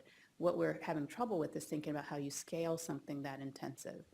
So we've increased the number of institutions that we're doing it with, the number of applications that are coming in, but we haven't been able to scale it. And one of the markers that we've been following is actually a self-efficacy marker, which has been one of the things that's dramatically improving during the course of those programs. So it's all about, we're finding mentorship, increasing the confidence, increasing the approach in terms of the grantsmanship, and then maintaining some connection so that people understand how to navigate the NIH. Okay, thank you. In the back? I have one question to Kayla and maybe even others. So a lot of these foundations are dedicated to disease, right? How much NHLBI and other foundations are supportive for basic biology research, which are not directly related to any disease? And second question, maybe it's for the organizers, is do we have a compiled list of foundations grant available which you can share as a resource for all of us by pulling in the knowledge of all panelists and everyone around? Thank you. So basic research, normal biology type of work. I would say it varies across the NIH, so you really have to think about where that kind of most likely aligns. In our institute, we've actually tried to re-emphasize the basic and normal biology research because we found that our clinical research portfolio was really taking off, but to the detriment to some degree, because it's a fixed pot of funds. So, you know, if your clinical research is taking off, your base is kind of coming back down. But we do track and follow those proportions. So on our report.nih.gov website, you actually can look at trends related to basic and clinical research. It's a mandated reporting that we have to do. It's going to vary institute to institute.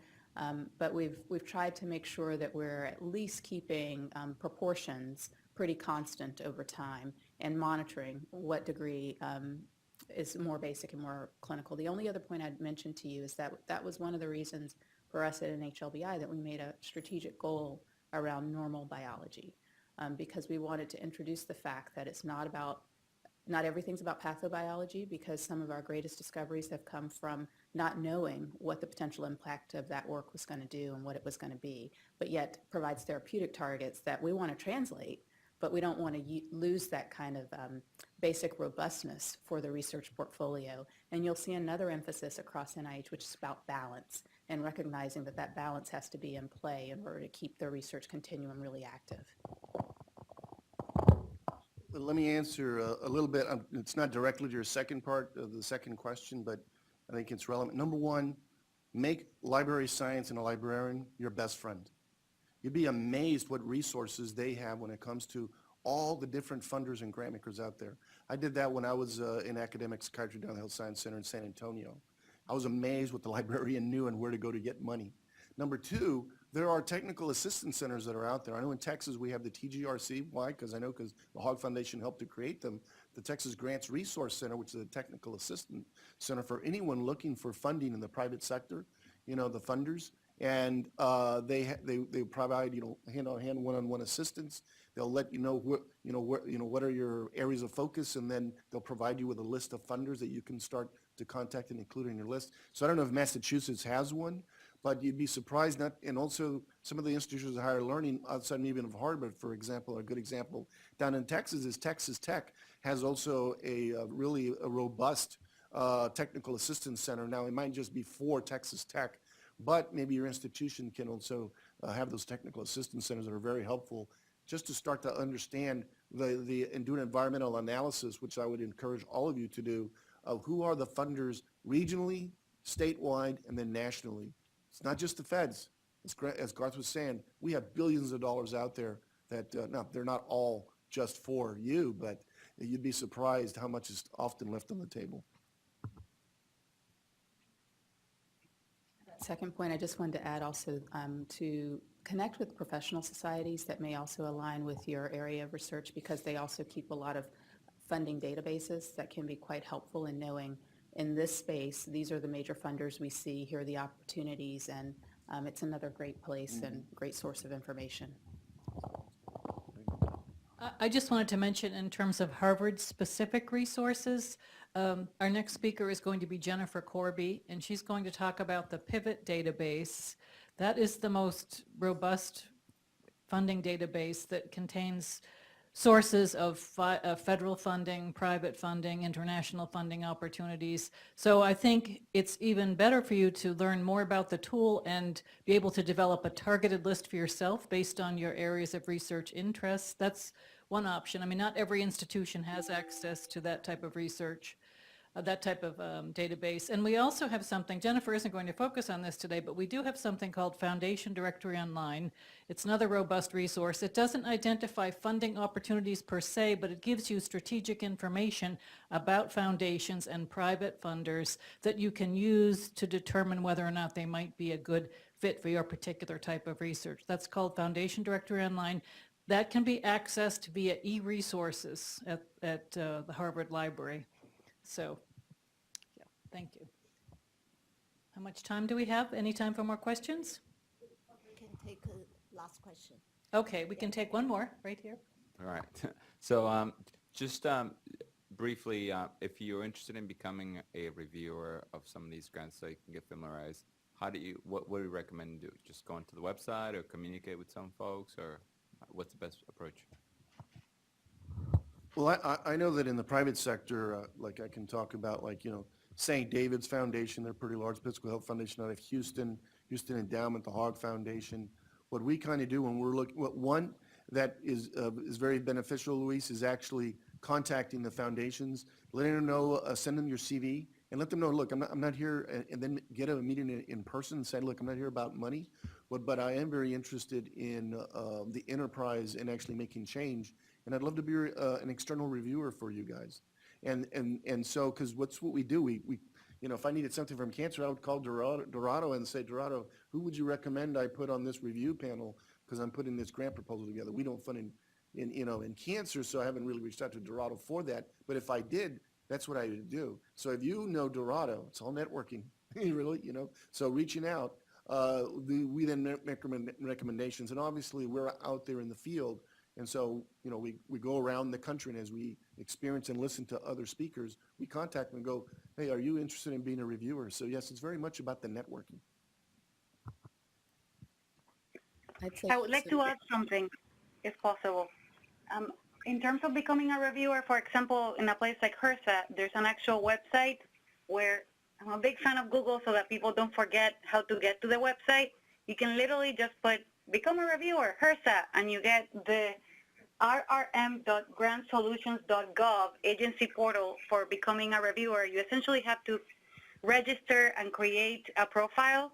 You add a bunch of information about yourself, you self-identify your expertise, and you're added into a pool of reviewers. And there is a random component in terms of after, the folks have self-identified your expertise about how reviewers are chosen. But what Octavio just said is key, I think, also to increase your chances, is if you look at a particular funding opportunity announcement or a particular grant or whatever it is, and you believe that you have the expertise that could be useful in reviewing that grant and you're not applying for it, you can contact the program contact that's listed in the opportunity and just mention what Octavio said, and that might increase your chances of being considered.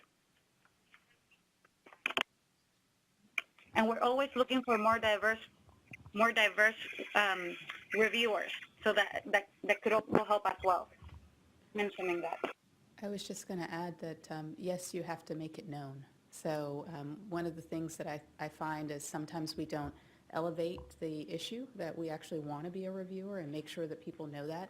And I'd recommend you do it within your network at your institution. So with your people like the dean, the chairs, people like that, or your mentors, making sure they know you want to be a reviewer, because they're asked to review all the time.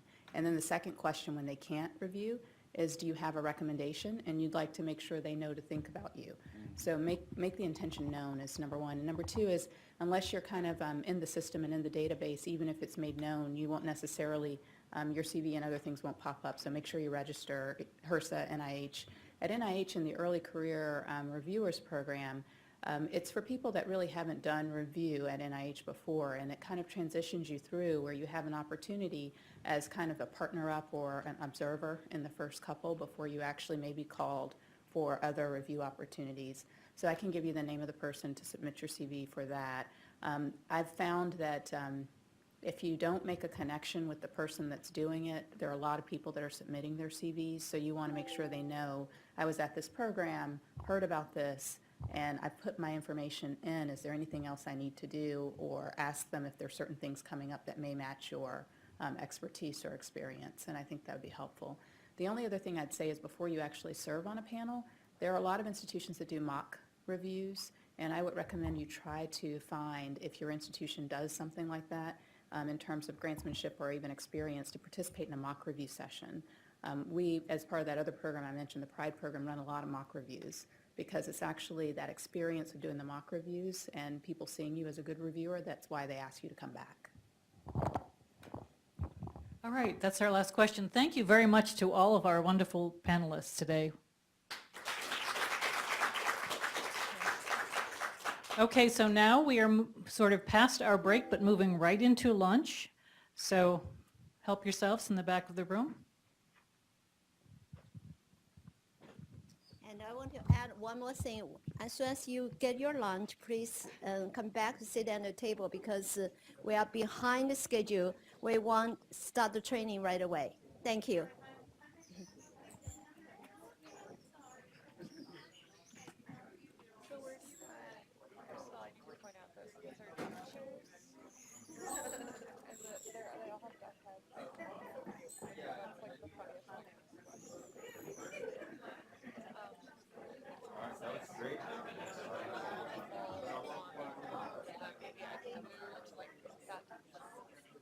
Yeah.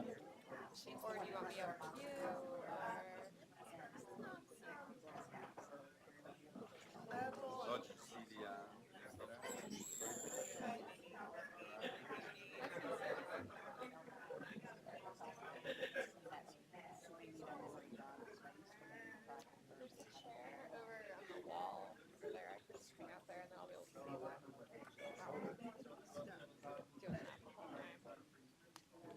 Really?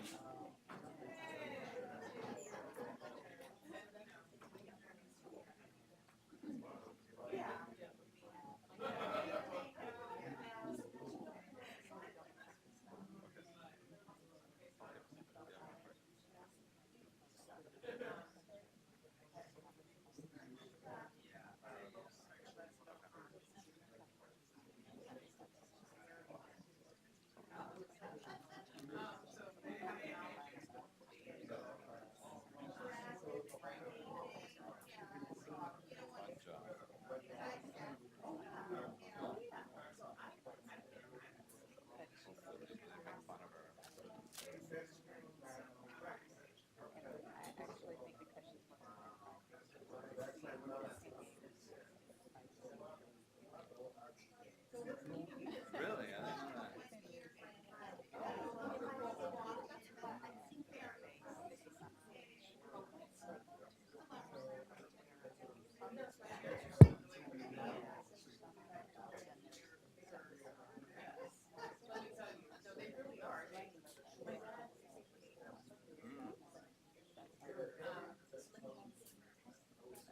San Diego. Right.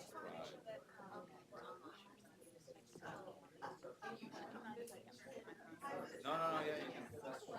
Yeah, yeah. Because Guys, this morning, let's see, I need to close my email. It's awfully hard. I didn't want to interrupt. I think that there's some more changes this morning. So I think that I got onto my email. I want to make sure I closed it. Because when the email comes in, you can hear the sound. Yeah. Luckily, it's very low. So it's Oh yeah, I didn't notice it at all. yeah. So I think we're good now. Could try it. Perfect. Okay. All right, so I just put this setting. But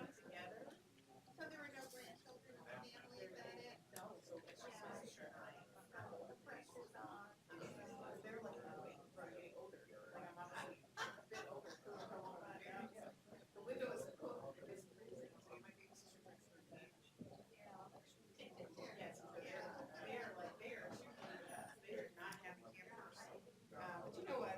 They'll be okay. They will be okay. Good. That's it. Let me help you, and I feel like nothing I can do. There's nothing I can do until we get started. All right. Except for what you say, no. I know, but you're so grounded. It's so critical that when you start, it's just like I know. So this is a nice audience. Probably the first time.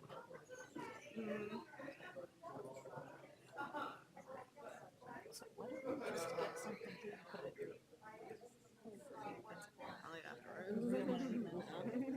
I said, No, but you should. Yeah. I'll I'll come with get you. something for you and No, it's okay. I'll grab it afterwards.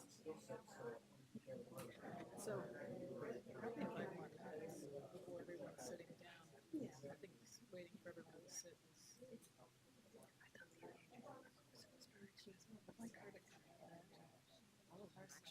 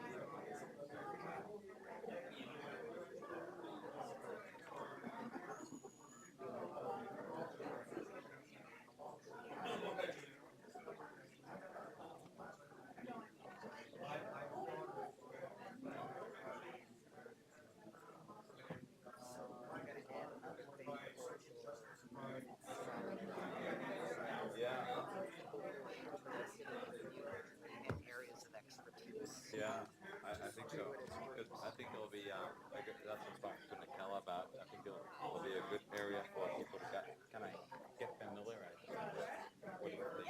Yeah. And then, Also skills. yeah, we have that information available. And everybody has diversity capabilities, because we definitely have that here. That's one of the things that and that when we first started out with pilots, we were trying to capture as many faculty of color who were in those translational fields, because I have that Nhlbi fellowship. Yeah, likewise, man. I'll see you. Pleasure to meet you. We'll be in San Diego at the APHS. I'm trying. Okay.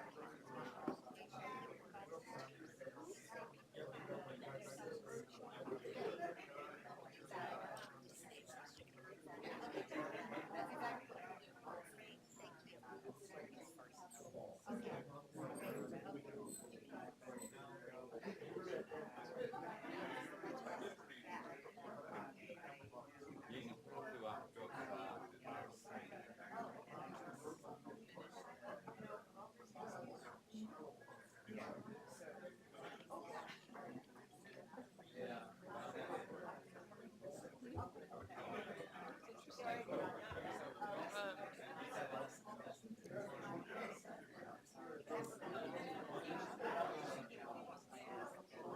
Really interesting. Yeah. Yeah, I like him a lot. He's really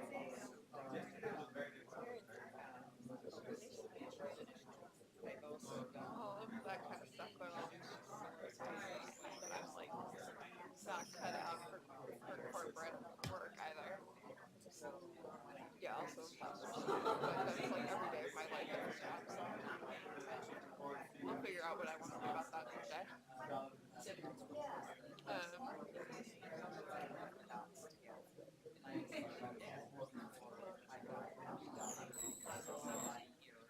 Oh yeah. Yeah.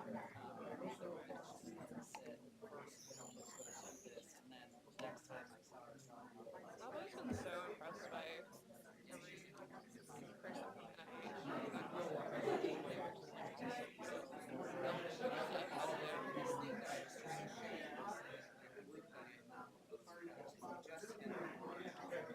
I think one of the speakers said at the beginning, it's on an Nih Grant. That was basic. So what we're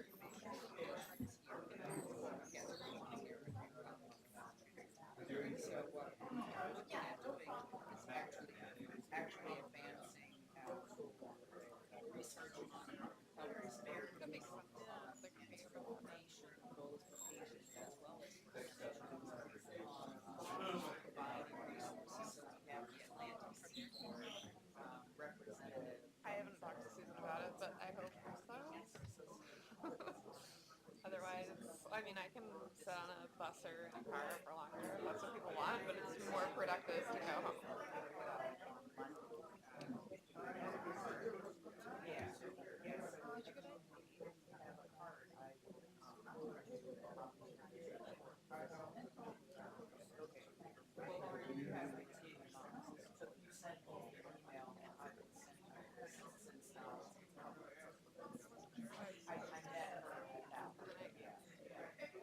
So that's our right now. Like I said,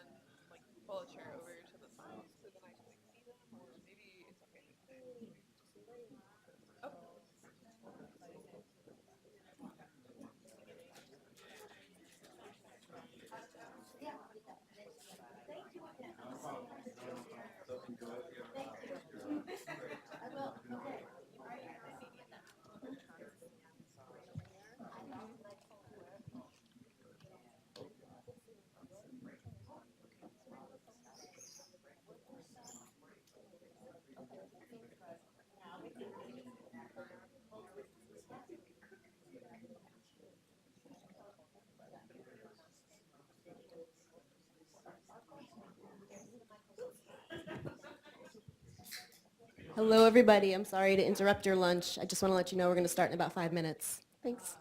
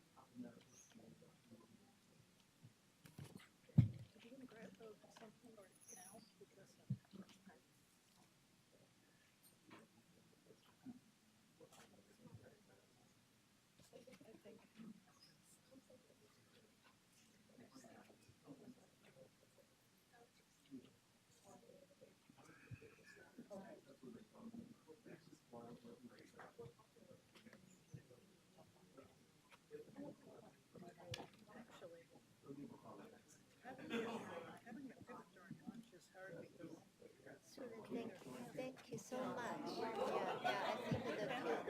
I think we're very, and I think even though we switch the order, but I think actually this is better because I like Octavio Martinez and wrap it up in the end, talking about Grantsmanship. Actually end up very, nicely because if Maria is the last one, she would talk about opportunities, so almost, because this is a nice order. So I thought it was perfect. it went, it went very well. So thank you. And the Q&A, I think I missed a couple of them because the lunch came. I had to, how would I set it up? But I came in, I heard it very well. Good questions. Yeah, there were good questions, and I was prepared to ask with you if we didn't get any, because sometimes if you don't get any, you just have to ask one or two. And then Well, they had good questions. But actually, someone told me the good thing is you can also talk about harbor resources. And some of them they don't know, people don't know. They don't. And I was talking to the woman from Nancy Children's, they're not aware of that. resource, so it's such a good resource, and Harvard pays for it.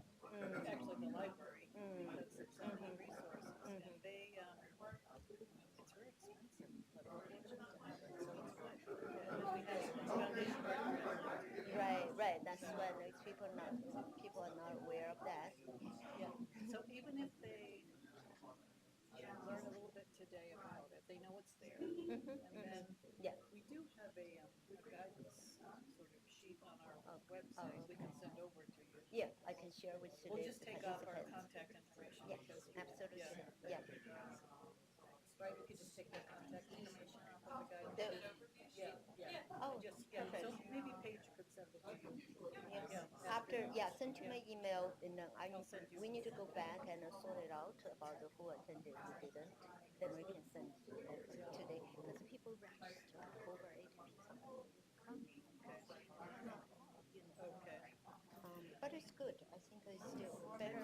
We might also send you that sort of overview one-page sheet for Foundation Directory Online, because that's another fantastic resource. Great. And then you can decide. Okay. So it went well. Thank you very much. Oh, you're welcome. It's very interesting. Yeah, we were behind schedule a little bit, so I know. But we actually, this panel was able to catch up some time. They did. Yeah. They did catch up. Yeah. And actually,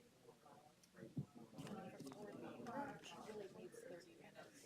So we'll be fine. We can even finish on time. So, okay. Yeah, so we won't, right, Jen? Yeah, depending. But people do need their hands, maybe, so. But when you said, and you could also say, and if you set up your account, if you need assistant, Paige is here. So you said raise your hand, and then Paige can tell who needs help. Great, excellent. Okay, all right. Thank you all for coming over here. People like it. Actually, he left, and Louis, he said this is good because we had a great program yesterday and the day before. Yesterday was the disability program, so that it was really, really good. But today their comment is, there was in education yesterday to learn more, especially, for medical providers and also people with disabilities. But today they find it very practical. They learn, they can use it. Yeah. That's good. They need practical. Yeah. Because our program for annual meeting, normally it's the programs, first 2 days. The last day, we're also trying to find what we call career development training. So this year, it's funding opportunities. And once we do negotiation, we do management, we do finance management, and then we have done a lot of training, emotional intelligence, and leading the team. Those are the training, But currently, given current uncertain situations, funding opportunities actually, people want to know, how to. Yeah. Okay, I'll let you, join us, and Jennifer, you're in charge now. I told her, I said, if you wait forever, because I'm going to quickly push people. You announce it. Yeah.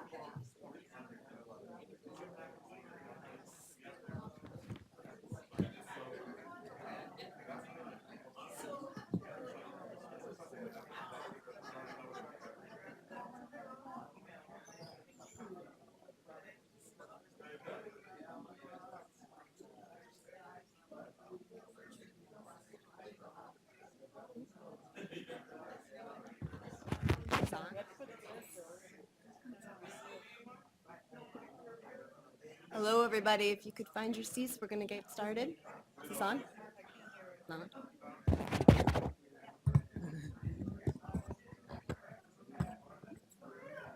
Yeah. Hello, everybody. If you could make your way to your seats, we're going to get started. Is that better? Hello. Can you please go back to your seat? We're going to get started. Thank you.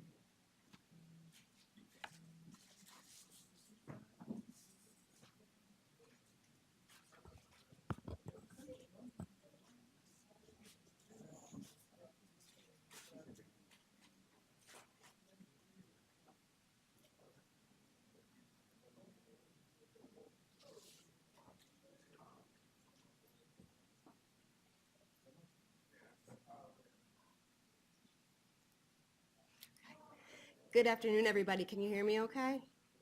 Okay. My name is Jennifer Corby. I work on the research development team in FAS Research Administration Services. And our team works with faculty members in Harvard's Faculty of Arts and Sciences and School of Engineering and Applied Sciences to help them find and apply for internal and external grant and fellowship funding.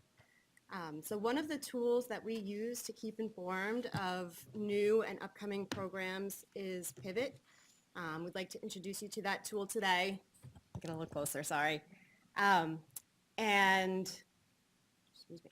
So Pivot is an online funding opportunities database. It's a ProQuest product. There are a number of databases like this on the market today, but Pivot is the one that Harvard subscribes to. It's also the one that our team believes generates the best and most relevant search results. And it has currently, I think, over 22,000 records, totaling over $70 billion worth of funding. It has information in it from federal agencies, private foundations, and international sources. It covers all academic disciplines, and it's useful for researchers at all career levels, so from undergraduate students all the way up through senior faculty. You can access Pivot a couple of different ways. You can go directly to the website, which if you can't see it here is pivot.cos.com. As Susan mentioned earlier, you can access it through Harvard Library's e-resources. And you can also access it through our office's website, which I'm going to pull up now just because I want to show you something else that's posted there. So that website is research.fas.harvard.edu. And just in case you want to come back here later, if you hover over the Find Funding tab and scroll down to Funding Opportunity Databases, that will bring you to this page, and you can see that there's a user guide posted here that we've developed. So the information that's there covers a lot of the things that we'll go over today, and so if you don't take notes today and you want to come back to any of that information, this is where you can find it. So what we're going to do today is walk through the system up on the screens, but I hope that you will also follow along on your own computers if you brought them so that you can conduct your own searches as we go through. And let's see, my colleague Paige Belisle is here with us today, and she's going to serve as a floater, so if you have any trouble either registering, signing in, or setting up your searches, you could just wave at her, and she will come see you and try to help. If you have not, if you had not had a chance yet to register, it's a very quick process. So all you need to do is, once you're at the Pivot homepage, in the top right corner, click on Sign Up. You'll need to enter just a couple of bits of information, and then after you click Create My Account, you'll just need to jump into your email to confirm the account before you can log in. So I'm going to go ahead and log in so we can see the full functionality of the system.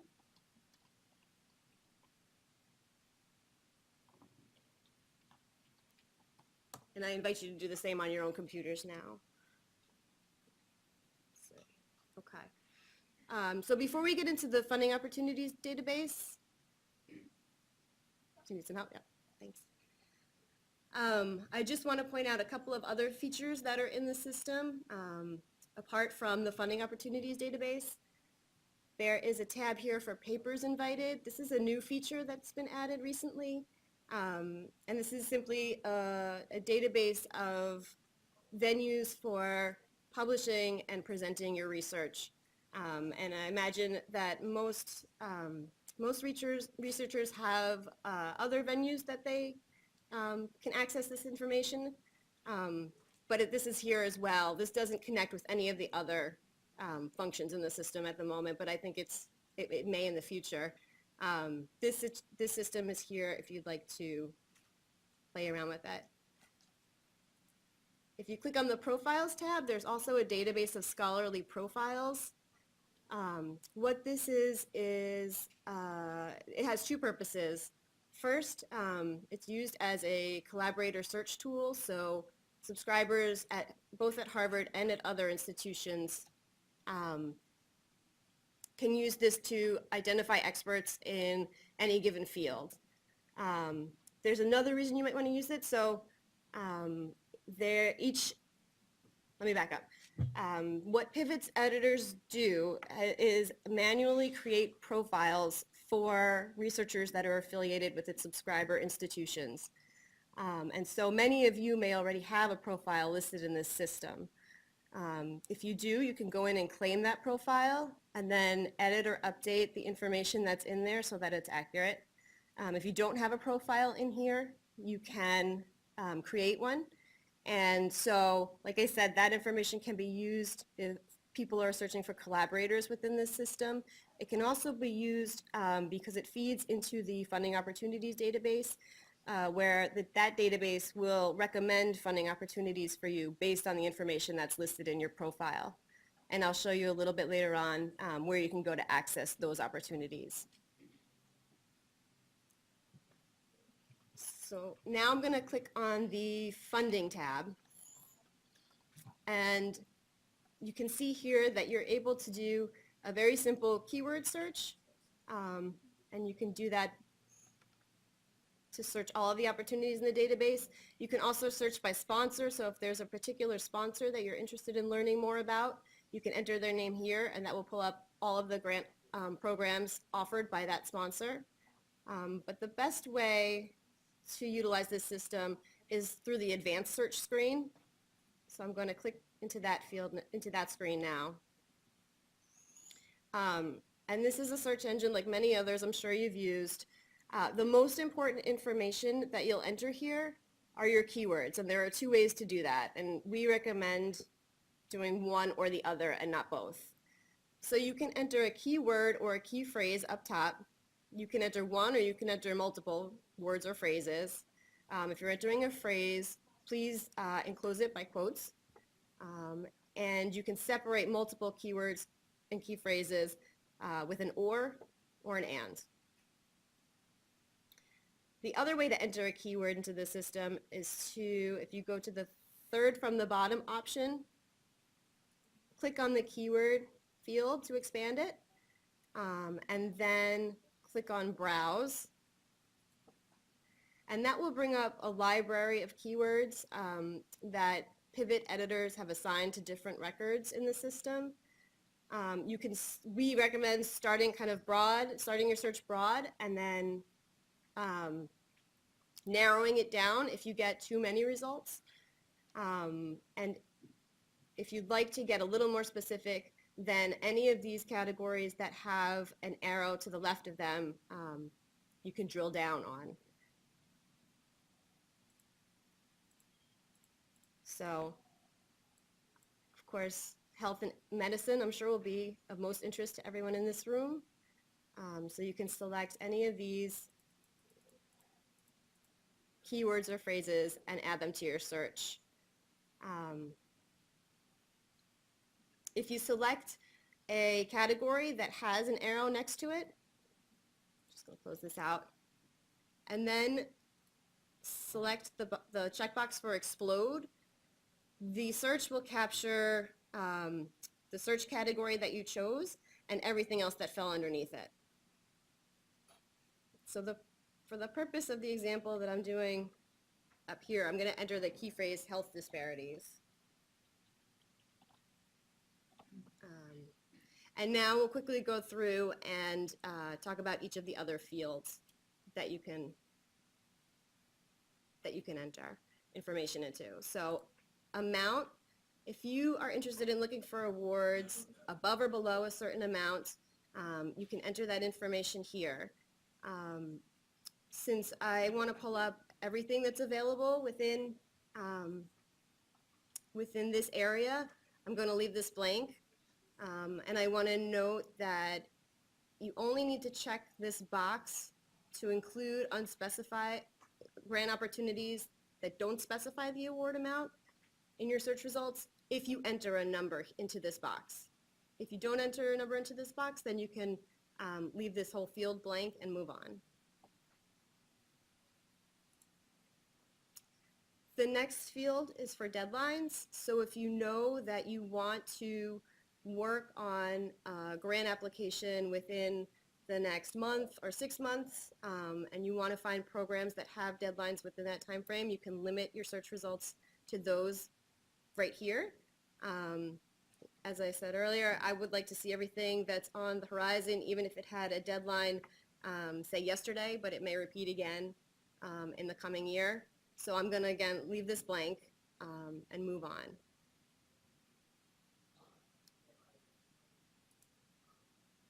The next field, I believe, is another one that you will want to leave blank.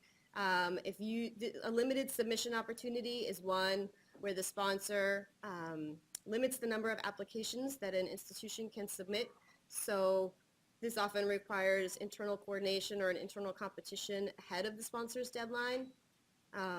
We don't want to limit our search results, I would imagine, to just those types of opportunities. So I'm going to leave this one blank as well. The next field is activity location, and this one is one that I do recommend you complete. I am going to enter Massachusetts, and then once I start typing that in, that field will auto-populate. If the work that you're doing is taking place here on campus or somewhere in the local area. By default, 3 out of 4 of these 4 boxes are checked.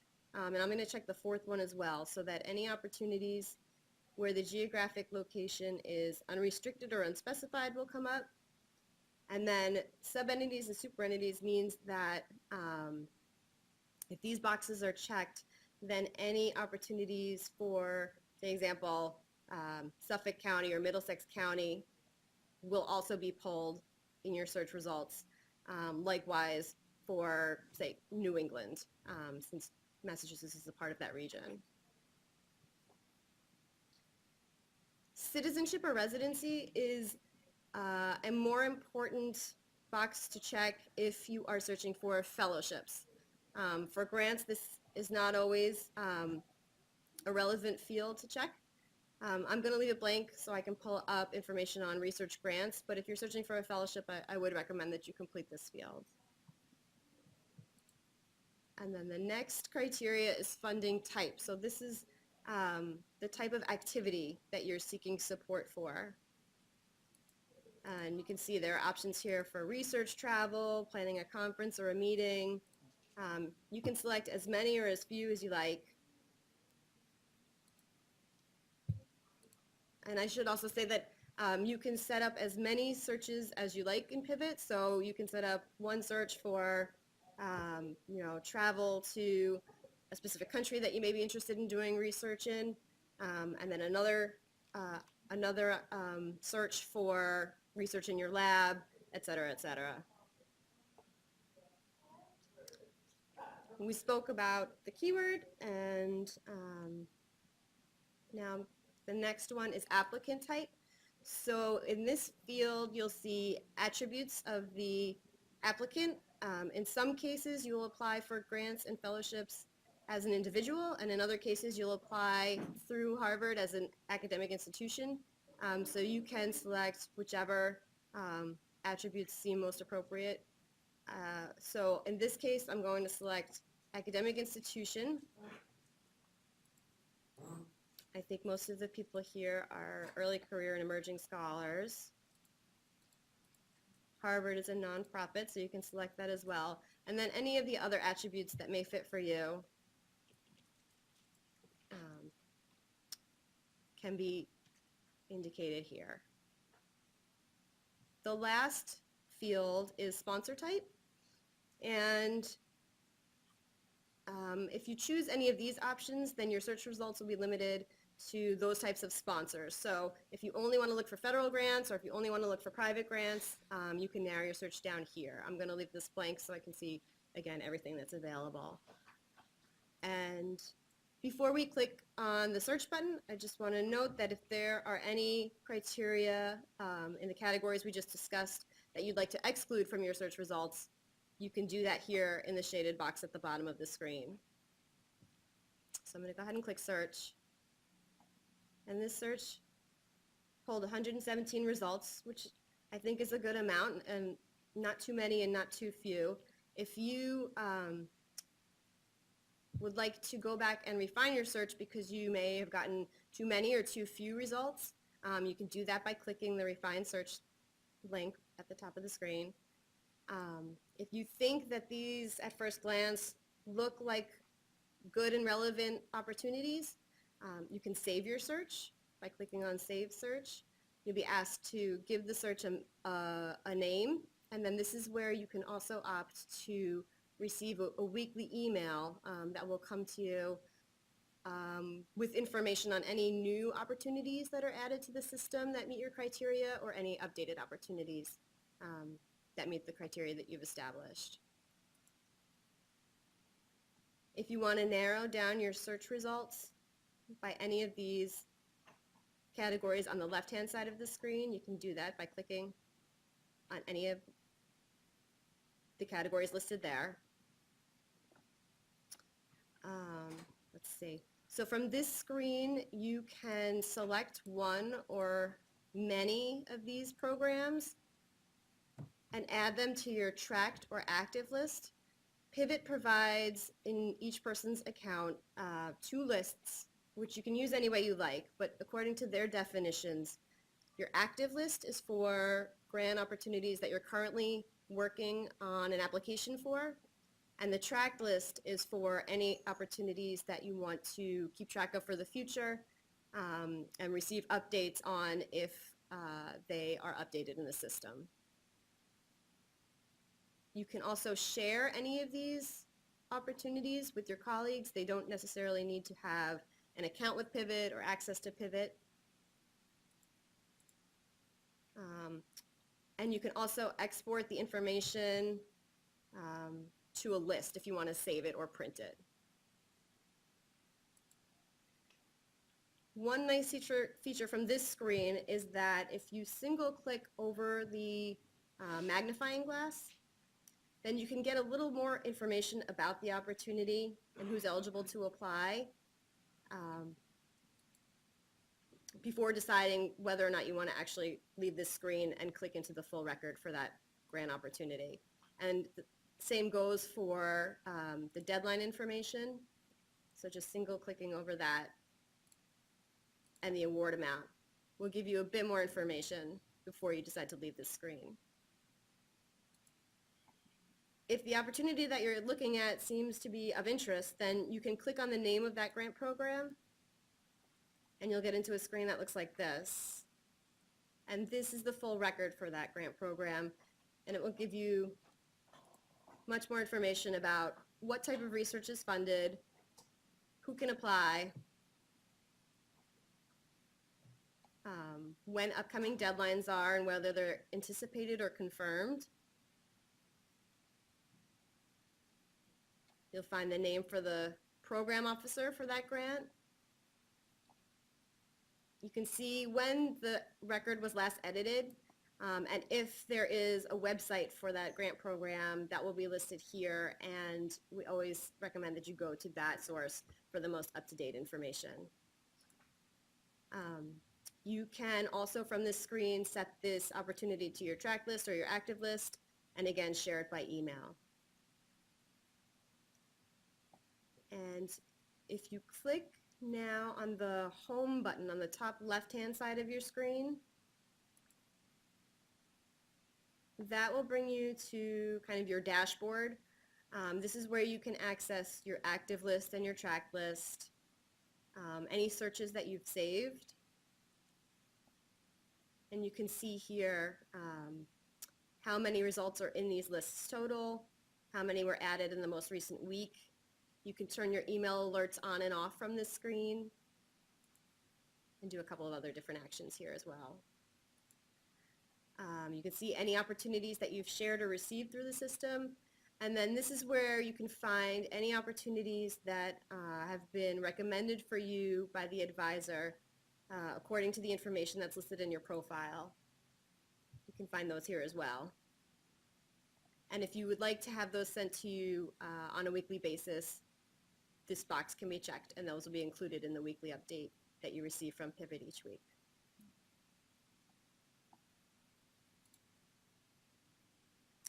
So I think that is everything that I was going to show you in the system. If there are any questions, or if anybody's having any issues with their searches, we'd be happy to help or answer them.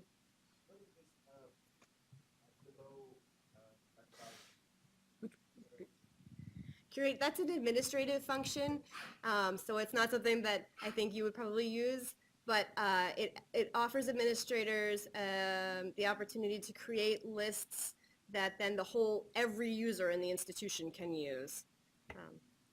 So I don't know how helpful that will be for you.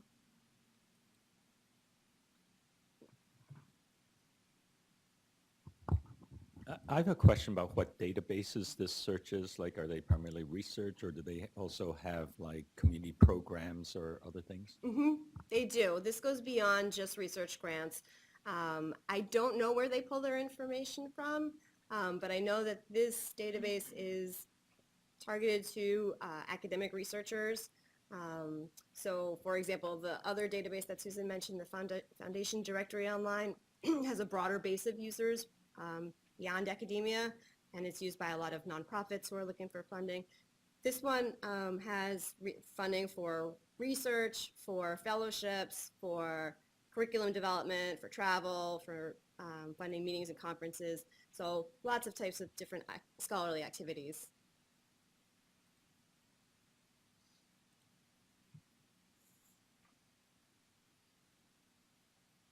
Uh, Sorry, again, the same same questions.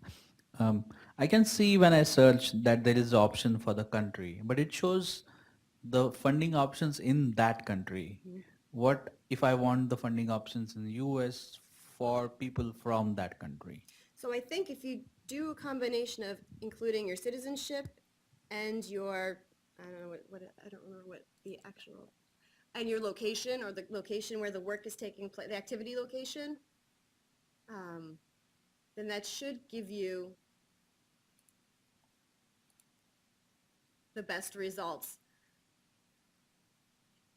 And if it doesn't, and you're able to submit applications through your institution, then I think you can remove the citizenship requirement and start there.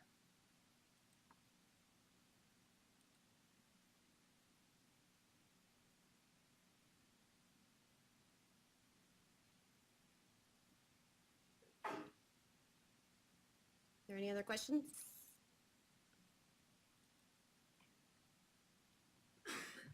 I'm just curious to know how many people knew about this funding opportunity database before today's session? Show of hands, or, okay, all right. Pardon? This is the most useful piece of information I've read in the past 6 months.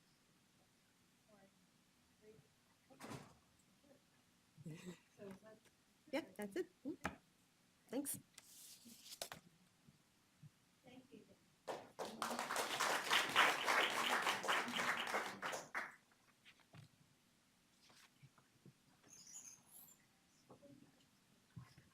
Okay, I think that will be the end of today's program. I don't know, Jennifer, whether still has a few minutes if you feel like you want to ask like individually. Is that okay? Yes, she said okay. So want to thank everybody for coming to our 3-day leadership faculty development program. I know today is the last day and we'll end at 12:30, so everybody can go home or travel and enjoy the weekend. So we hope to see you next year. All right, bye-bye.